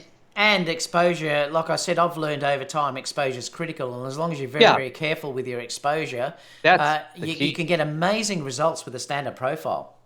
And noise levels also come through in those vlog things, because you're in camera, you're stretching it out like you would in post, kind of. You're stretching all that out. Whereas if you expose properly, like David said, and expose to the right by can use zebras at 100 plus, and go right up to where it starts blowing out on things that aren't that important, and you know you've got as much as you can. And David said many times that's how he gets his high ISO images look good, even though he's shooting raw, is he's exposing properly. Yeah, he's showing probably the 3/4 of a stop more, or maybe a full stop, depending on what camera you got. And now you've brought all that detail up to where it needs to be, and you're not bringing it up more in post. You're actually probably bringing it down, making the noise look less. So, yeah. So and someone said, too, I can't remember who it was, that log's terrible if you do it in low light. And that's because it's already pushing the ISO. This is the problem. Yeah, then there's some other log profiles that make you shoot at 800 ISO, which then people don't quite understand, because I've seen, these are all from comments that I've seen people on other people's videos, because now that I'm getting back into it, I just like, man, dude, like there's a bunch of new people still thinking they need to shoot log because all the YouTubers say you have to do it because that's what the pros use, but the pros are using Arri Alexa cameras that are shooting 4.4, and we're trying to get this out of a cheap 8-bit camera. It's like, it's nonsense, really. Yeah. And I know people will disagree, but if you disagree, that's fine, and keep shooting log and enjoy it, you know? Yep, exactly. All right, so the next story is this, talking about, I'm not going to play the video because I'll leave that down below, but you can see he discusses the gear that changed his life. And I'm going to show some of the things, and Aron might want to talk about some of the things that he has loved that sort of changed his life with photography. But he's talking, I think, about wrist straps and neck straps and other things that have made his life it could be anything. A lot better. It could be anything. But I thought, I'll put this story down below, but I thought I'd show you the things that have changed my life for photography and videography. So I thought I'd start out first with going through this little thing, because this Ninja certainly changed everything for me, being a YouTuber and shooting wedding videos and everything else, because like I said, exposure is critical for me, and having that ability to use your waveforms and things like that for me was really a game changer. And plus, to have the hard drive, have no overheating, I can record in 4K for as long as I like with this, because that was an issue earlier on with the Sony cameras. And I just find it to be such a robust, beautiful system that I can really see beautiful footage right from the front. And if I do log, I can set the logs showing on here so it corrects for that and other things. And I found this is one of the biggest things that I've got from that. So that's one thing that I've got that's been a game changer for me. The next one is this, because these little things I absolutely adore. These little Rode video, what are they, wireless goes. Just for the fact that I could now, and I've worked out, Aron, this is why I love my other jumpers so much, because I put them, you know how they've got the zip pocket that goes down here? Well, I was getting wind noise, but I've worked out now that I can undo the zip and just stick it in the pocket, and I don't get any wind noise anymore. It's the best thing ever. So that's why I love wearing those tops so much. In fact, I've bought a stack of them. They're all from Kathmandu, and I've bought a whole bunch of them, so when one wears out, I can wear the new one. So, yeah, it fits in there. But just to be able to plug this onto, you know, even if I'm doing a groom interview or something, I can hide it just inside and then connect. Nothing has to be done about it. That has changed my workload completely for mobile video. This definitely changed. Now, you pro photo users, I noticed Jerry and Ike bought one recently from Godox that has a similar light now. They've done the Godox they did buy copy. one. I didn't know. Yeah, they've bought one, I believe. Both of them bought a special that Jerry posted. This has changed my life completely, considering the size that this is. I very rarely use my other Profoto lights anymore, the B1s. I nearly always just use the B10 now because I can go immediately from flash to continuous lighting and also change the color from that and even control it from my phone. Cool. So that has been one of the major changes. This is probably the best bit of gear that I've ever bought in my life, to be honest. It has had the most impact on the way that I shoot from anything that I've ever bought. So I adore that. And the last thing I thought I'd show you is this, because this certainly changed my YouTube reviews.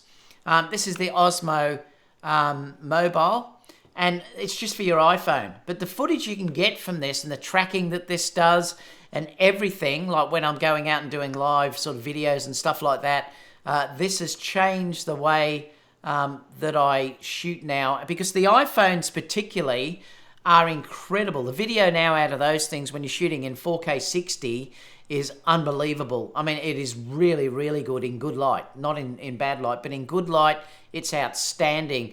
And I use that more and more and more now for B-roll and footage for YouTube. But that's been one of the main things. So there's some of the things that I have found that I've changed. And please, I'll ask Aron in a minute what he loves.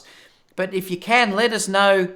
It is the mobile, the V3 Langston. I love it.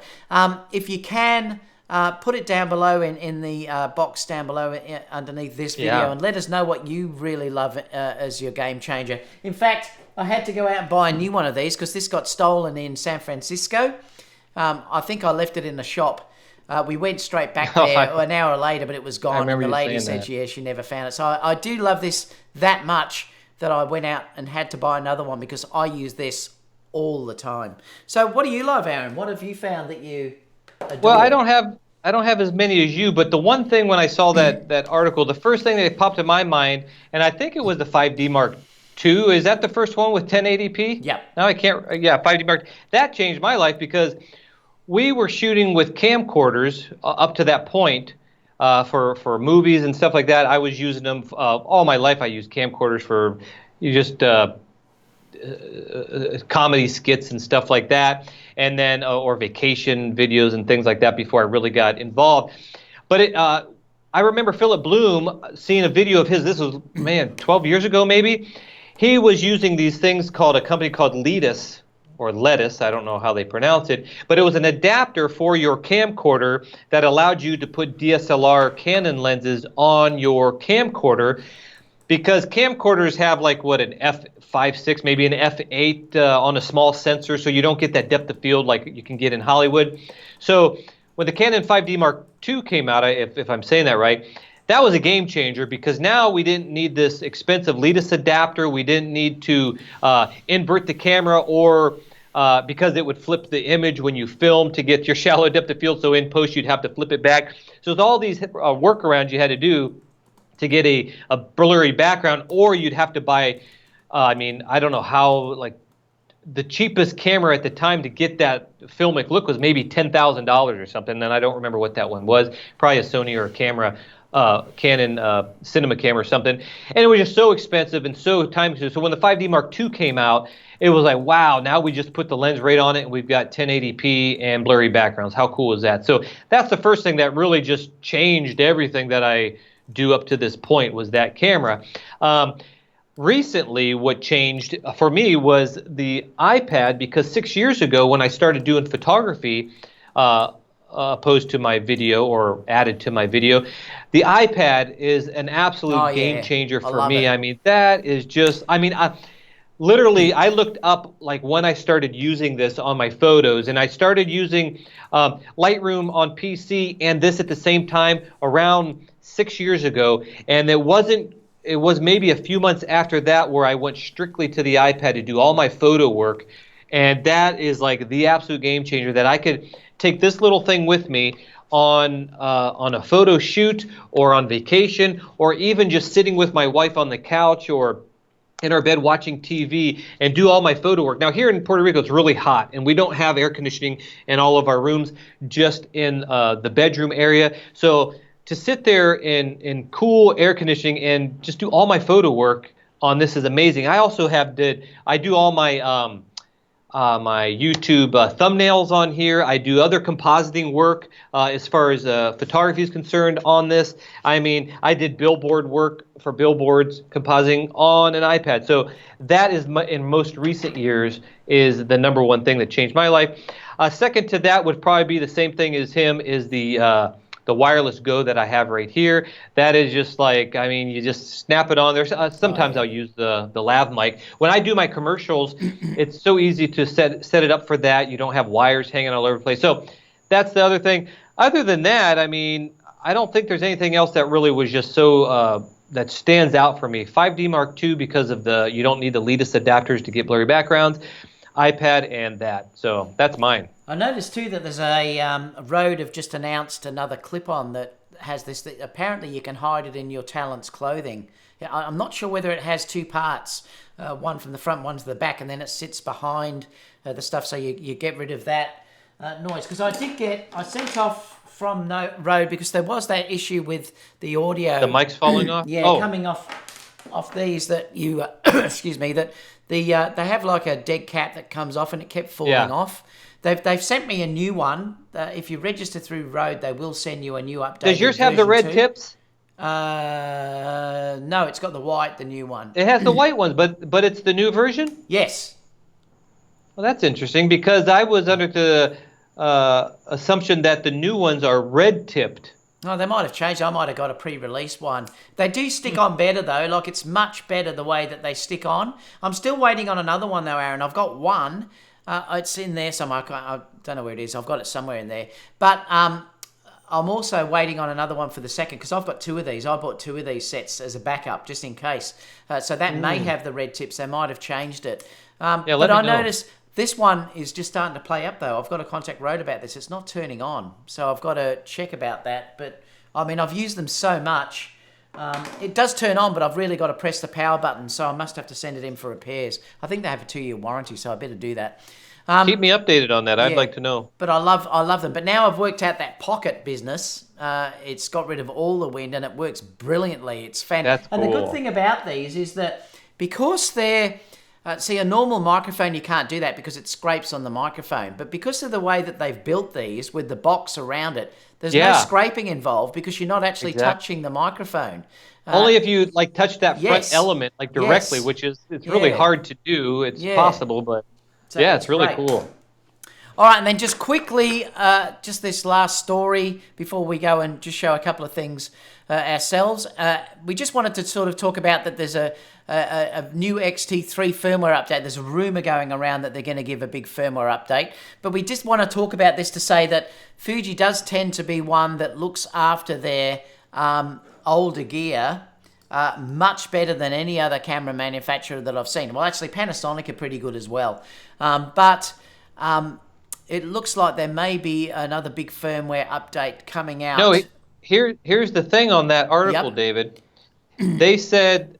I can't bring it up right now. Look on the article because it's actually a question mark. Yeah, it does say question mark. Yeah. Yeah, it's a question mark because someone I don't have the. You have to. Yeah, you don't have to read it. But anyways, someone interviewed one of the corporate people at Fujifilm, and they said, "What are you guys doing?" And they said, "Well, the XT4. Everything was about XT4."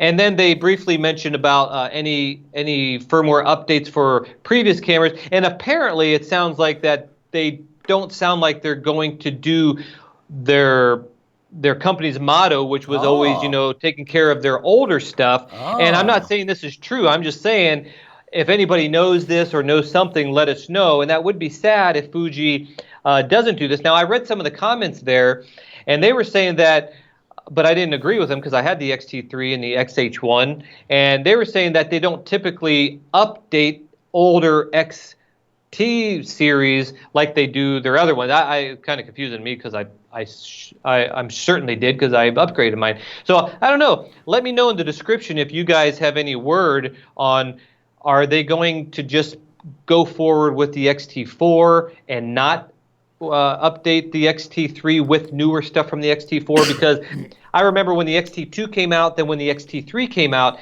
they updated the XT2 with features of the XT3. But from the interview, it kind of sounded like they're going with the XT4 but not bringing any of those features to the XT3. So Oh, I don't that'd know. be a It's, shame. I yeah. thought that was like a rumor because Yeah. Aaron only sent me this morning, so I didn't have enough time to look at it. Yeah, I thought it was too, and then I was yeah. reading it, and I was like, oh, wait, it's not an update. It's maybe they won't update it. So now it's kind of a confusing thing. So let me know in the description below if you watch this video.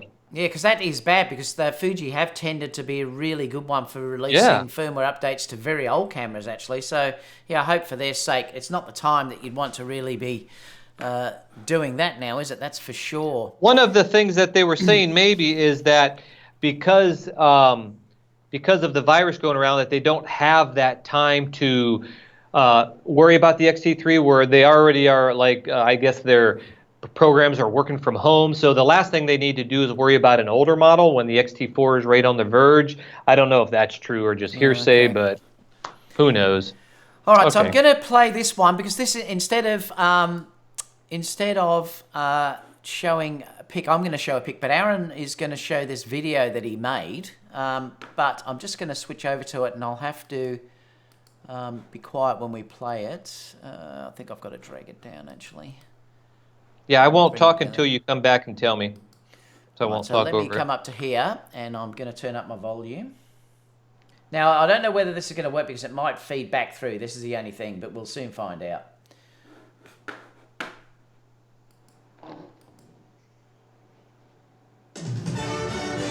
Live from Studio 11A at the CBS Hudson Square Broadcast Center, we are News Radio, WCBS HD, and WCBS FM HD2, New York.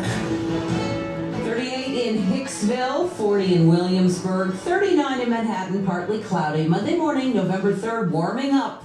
55 to 60 by midday with a lot of sunshine. WCBS News Time, 6:03.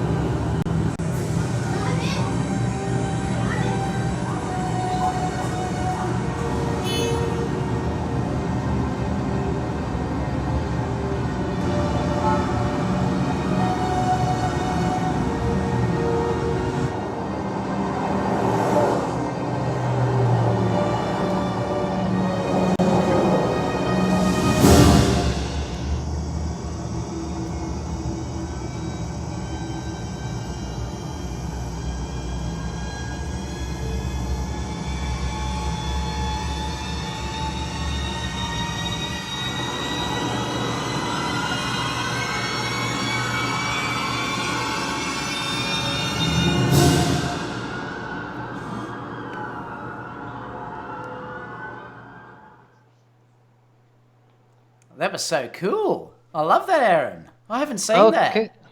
Thanks, man. Now, I wanted to do this as a test for you guys watching. Now, we call this behind the photo, but I wanted to hear if you guys wanted to see more of behind the video as well as behind the photo, or it was something like this too much time consuming, or just let me know your interest if you guys want to see also video, because we do have a Facebook page that we didn't talk about. It's called, what's it called, David? I always screw this up. The Photography Videography School. Yeah, so it's videos and photography, but the majority of people post video photography stuff. So let me know if you like more of this. But let me tell you about this piece here. I did this 6 years ago. The year after this, which I'll probably show next week if you guys are interested in seeing more video stuff. But anyways, all I did was I used this Panasonic camera, and I used time lapse. And now when you use time lapse photos, you know, you've got this large photo to work with in a 1080 timeline. So basically, I did each time lapse of just interesting things that I liked. And when I took the time lapse, I also then took about a 12-second video clip just to get the audio. Now, you could take an audio device with you and record the audio if you want, but I'm a minimalist, so I did the time lapse to make sure I like it, and then immediately I just press record. The ambience, the audio ambience on the camera itself, and so in post I just deleted the excuse me, the video and just left the audio there, so that I can have this cool time-lapse look, but yet have the ambience of where I'm shooting, in this case, New York. And then because you're shooting with big photos on a small 1080 timeline, or today you'd probably shoot 4K, let's say, you got all this room to do all those digital pans and push-ins and all that stuff. And that's basically, I just wanted to tell you guys the mind behind the video today on how I got that. So if you have any questions, let me know. I loved it. The blurriness between the people, did you use a slow shutter speed? I did, yeah. Now, I don't remember the settings. I tried to look it up before we did the show. Maybe I posted that in that video, actually. I didn't even check. But I did use a very slow. What I did, see, one thing nice about the Panasonic cameras is you could set up your time lapse, and press, go, and it's doing its photo thing. And then right away, it'll combine it into a video for you. So you can literally right there on the spot, which I did, seeing if I liked the motion blur or not. And if I liked it, then I would just, keep those photos to edit later in post, knowing that the motion blur was good. If you have a camera like a Sony that doesn't do that, where you can't combine it into a video right away, then just go out and... I had this idea before I went to New York. So you could just take images around your house or your own city or whatever and get the motion blur that you want before you go on your trip somewhere. So then you would know what shutter speed you should use for those type of scenarios. So that's basically how I did it. I loved it. Thank you.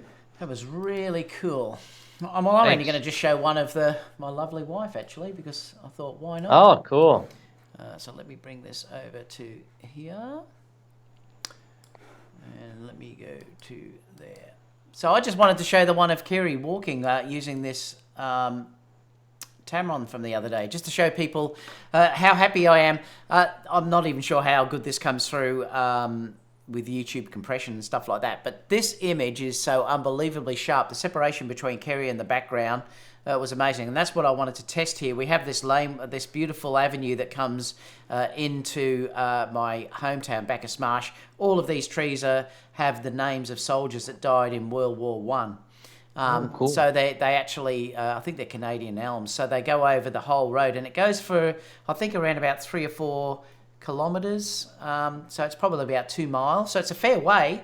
It's gorgeous, this laneway. It's just beautiful. I love shooting. I often shoot brides and everything in this part of the road. In fact, we usually stop the traffic and walk down the middle. But how do you do that? Well, we just have the 2 people, like Kerry's usually with me. She'll stop one side. I'll have a couple of other people. They'll stop the other side. People are so used to it, I think, down there, because it's so common. And we just stop the traffic for a minute. But I just wanted to show this thing because I love it so much. Like, I love how Kerry's not looking at me. I often ask her to look the opposite way. So I love that aspect of it. I love the way that it's flowing, that the scarf is flowing through here as well. But it's more that I wanted to show this for that Tamron review. If you haven't looked at it, check out the separation, that you're getting beautiful separation from this lens. In fact, it's not far off what I get with my 135 GM. The 135 is still a fraction better, but I was surprised, particularly taking this, how sharp this lens is and the separation at the back. And I love the bokeh and everything about this shot. So that's really all I wanted to show with this image, was just to say how good it was and how beautiful my wife is, basically. So I thought that I'd show that. So that's all there is with that I one. had a question. Yep. The question here is, if the background blur, bokeh, is similar, is that because the extra focal length you think that you're getting, so you're getting closer? It was shot at 180. Yeah, it was shot at 180, yep. So, because that was at 180 mil, the bokeh obviously is a lot, more sort of soft. That's kind of cool to know, because I always loved the bokeh from the 135. So knowing that you can get a nice, inexpensive zoom lens, which is, of course, more usable than a prime, and still get close to the bokeh, it's pretty cool. And being that sharp, a lot of people never really, at least I don't hear people talk about it, when you separation from the background, which I've said before, isn't necessarily blowing the smithereens out of the back. It's just having your subject sharper than the background. Whatever blur factor that is, your human eye automatically goes to the thing that has more contrast or focus. So knowing that it's kind of similar, I would like to see you do, you don't have the lens no more. No, when I get it back, I will get it back. It's just I don't know how long it will be. But when I get it back, I'll have more extensive testing. Because another person asked me to check it with the 135. So I'd like to do some tests like that and just have a look at how the sharpness is. So when I get it back, I'll do a few more things, like do some more video testing, for instance. I want to test it for video to see how it goes on a gimbal and things like that. So they're all things that I want to do, First of all, that's an amazing shot. Carrie did great, too, and all the other shots, too. You have so many shots that look great on that. Is that the same street you took the shot of comparing the extra 20 millimeters you're losing or whatever? Yes, it was. That was the exact same shot, Yeah, and then what I was going to say, does the 135 have image stabilization in the lens? Yes. Yeah, see, I would like to see the difference in those two as far as bokeh and the image stabilization and all that stuff. Yeah, I'll have to check it all out, so I'll check that when I get it back. Like, I've contacted them again to say I had to send it off yesterday, so I sent it off late yesterday. It went over to another reviewer, I think. But I'll get it back eventually once. I mean, I was lucky. They gave it to me first before anyone actually got it. So I saw you on Sony Rumors. Yeah, I was very lucky because they did really look after me. So I wanted to thank Tamron Australia for that. So that was fantastic. In fact, I got one of the first real reviews that I could do in the world. So I was really looked after this time. So it was fantastic.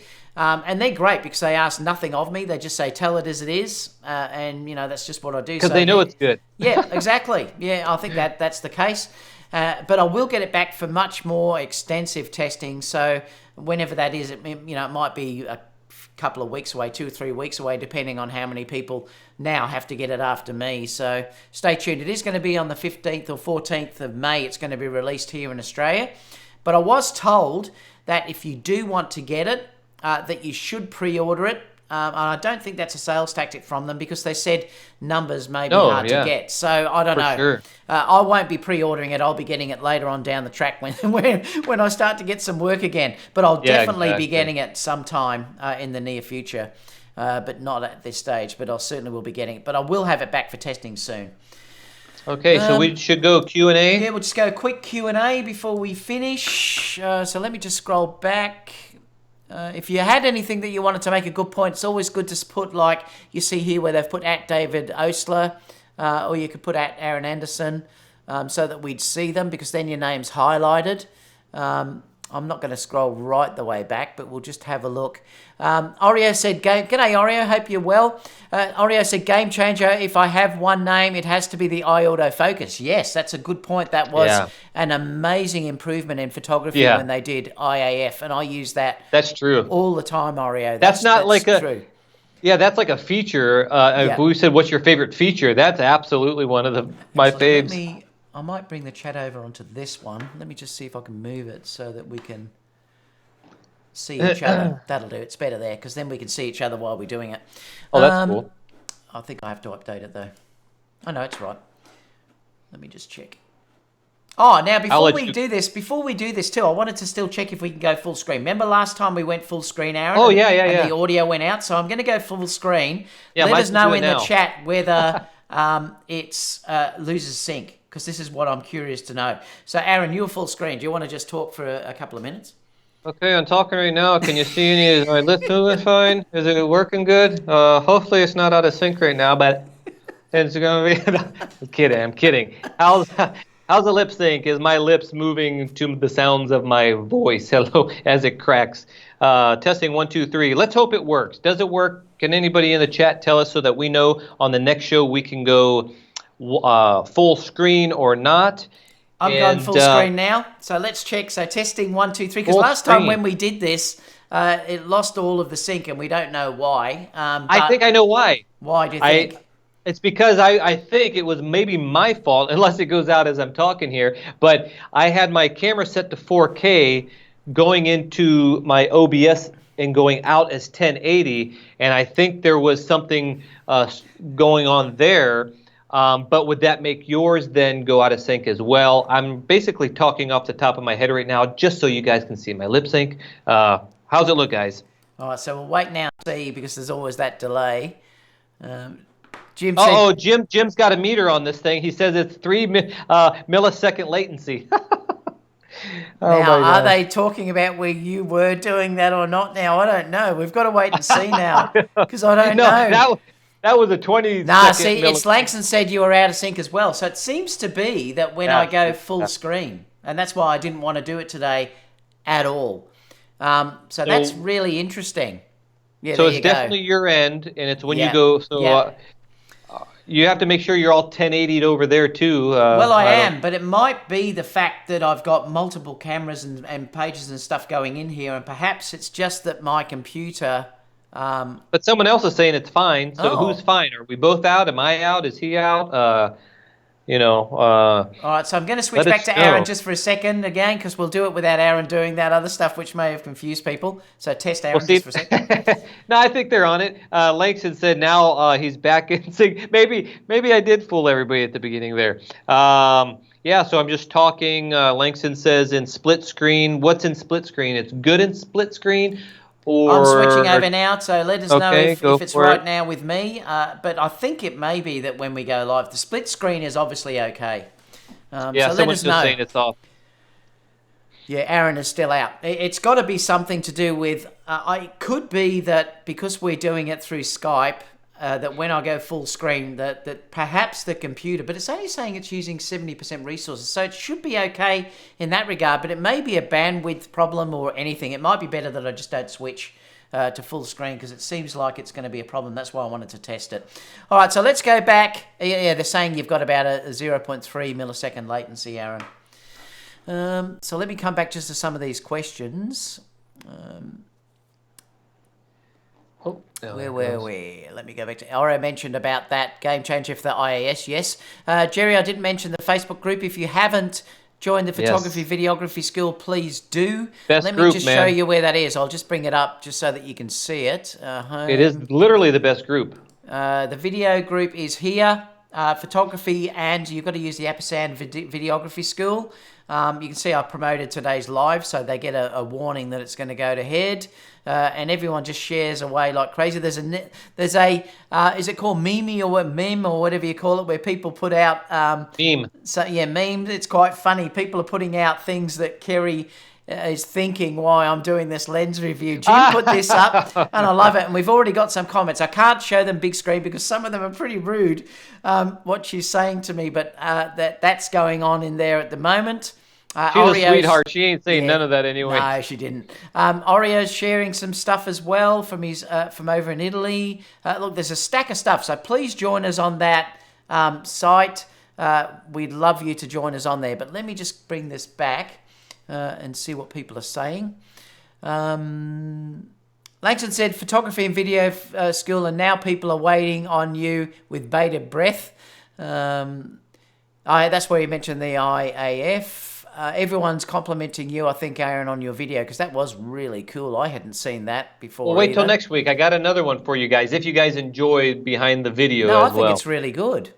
Okay. I noticed Ike said at one stage, wow, imagine if you did that now, how different it would be if you did that now.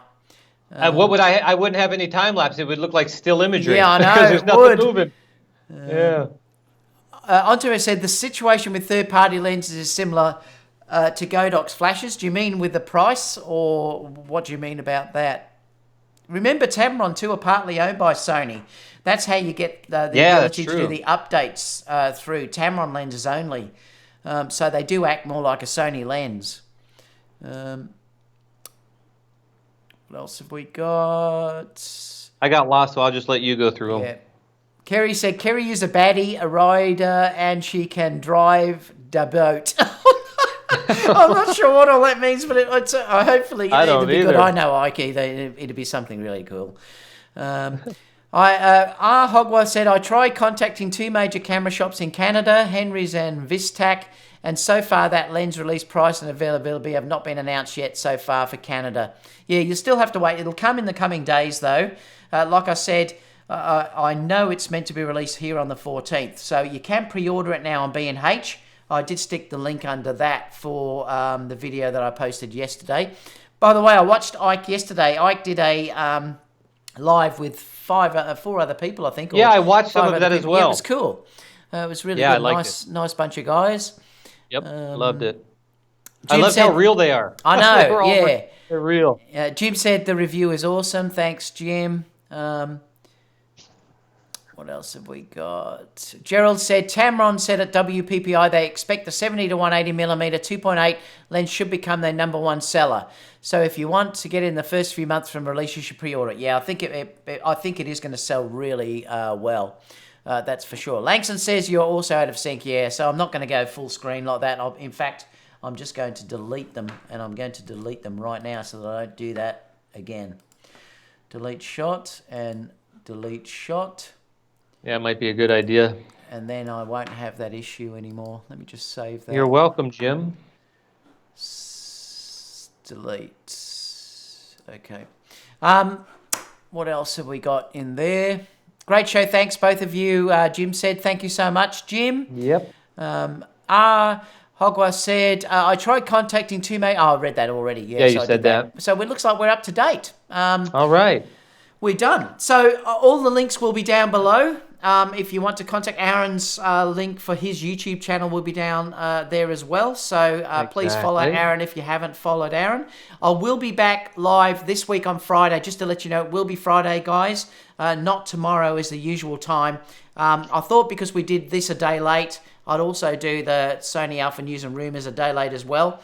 And that gets me off Good Friday as well. Because I got a question, David. Yep, Kerry's home tomorrow and she's not home on Saturdays. She's working. So I thought I'd do Saturday morning instead, so it'd be Friday your time. Yes, Aron? Do you have any more gear from your trip, or you're done with all the reviews? No, I have. I've still got to review the 17 to 28 Tamron lens. I've still got to review the gimbal that I took. And I also still have to review, I've got to do Ike's workshop, which I've still got to put up yet. I haven't done that yet. That's true. And the 2 girls that we did, Brooke and Jade, I've still got to put that up as filming yet. So I've got stacks to do. The issue is that because I had that Tamron release, that slowed everything down. And I've also trying to get a couple of weddings. Because I was away for 5 weeks, I'm trying to catch up on weddings that I'd done before that to get the brides their images.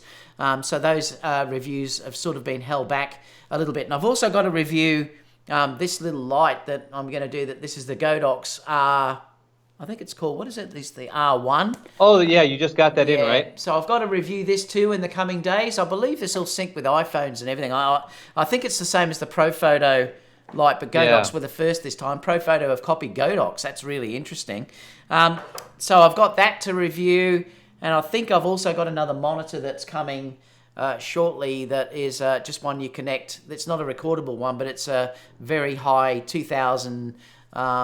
I can't remember how you say it, but it's very, very bright for working in daylight. So I'm going to be reviewing that. So I've got a few things coming up. What about yourself, Aron? Have you got anything coming up? Yeah, if you guys want to head on over to Aron J. Anderson YouTube channel, give me some subscribes over there. I did the B-roll, what's it called? The POV. Yes, that's cool. Hashtag POV B-roll challenge that Peter Lindgren put on. So go check out that video. It's pretty cool. And I'm actually, today, before the show, I was editing the behind the scenes on how I filmed that. And then I'm also going to be doing a video on the flat picture profiles and the best profile that you could do on a Sony a7 III that'll give you really good dynamic range, which you see in here, but with the compression, I don't know if you see it. And stay tuned to that video as well. And we got more, but let's stop right there for now. Well, Colin said, what day is it? I mean, is he confused about what day it is? Because I know Aaron and myself are confused. Oh, my God. I know. He says, like, hey, we go on. We're going on today. Oh, my gosh, that's true. It's true. And now it's Wednesday already. I don't even know what I'm doing. You lose all track. All right, guys. Thanks so much for joining us. Guys. Any comments, leave them down below, and Aaron and myself will get back to you as soon as possible. Aaron does download this and share it also on his channel as well, so it will be on there. And I will see you all on Saturday, my time, at 10 o'clock. That's Melbourne time. And I think that was 7. Was that 7 New York time we started today, Aaron? Or was it 6? Well, we're going to try to do 7. Yeah, so it was 7 o'clock, I think. I think it was 7. It'll be 7 o'clock New York time on Friday, your time in the US and the UK. So I'll see you not tomorrow, the day after. So that's it, guys. So we'll catch you all for the next Behind the Photo show. Thanks, everyone. Bye, guys. I would say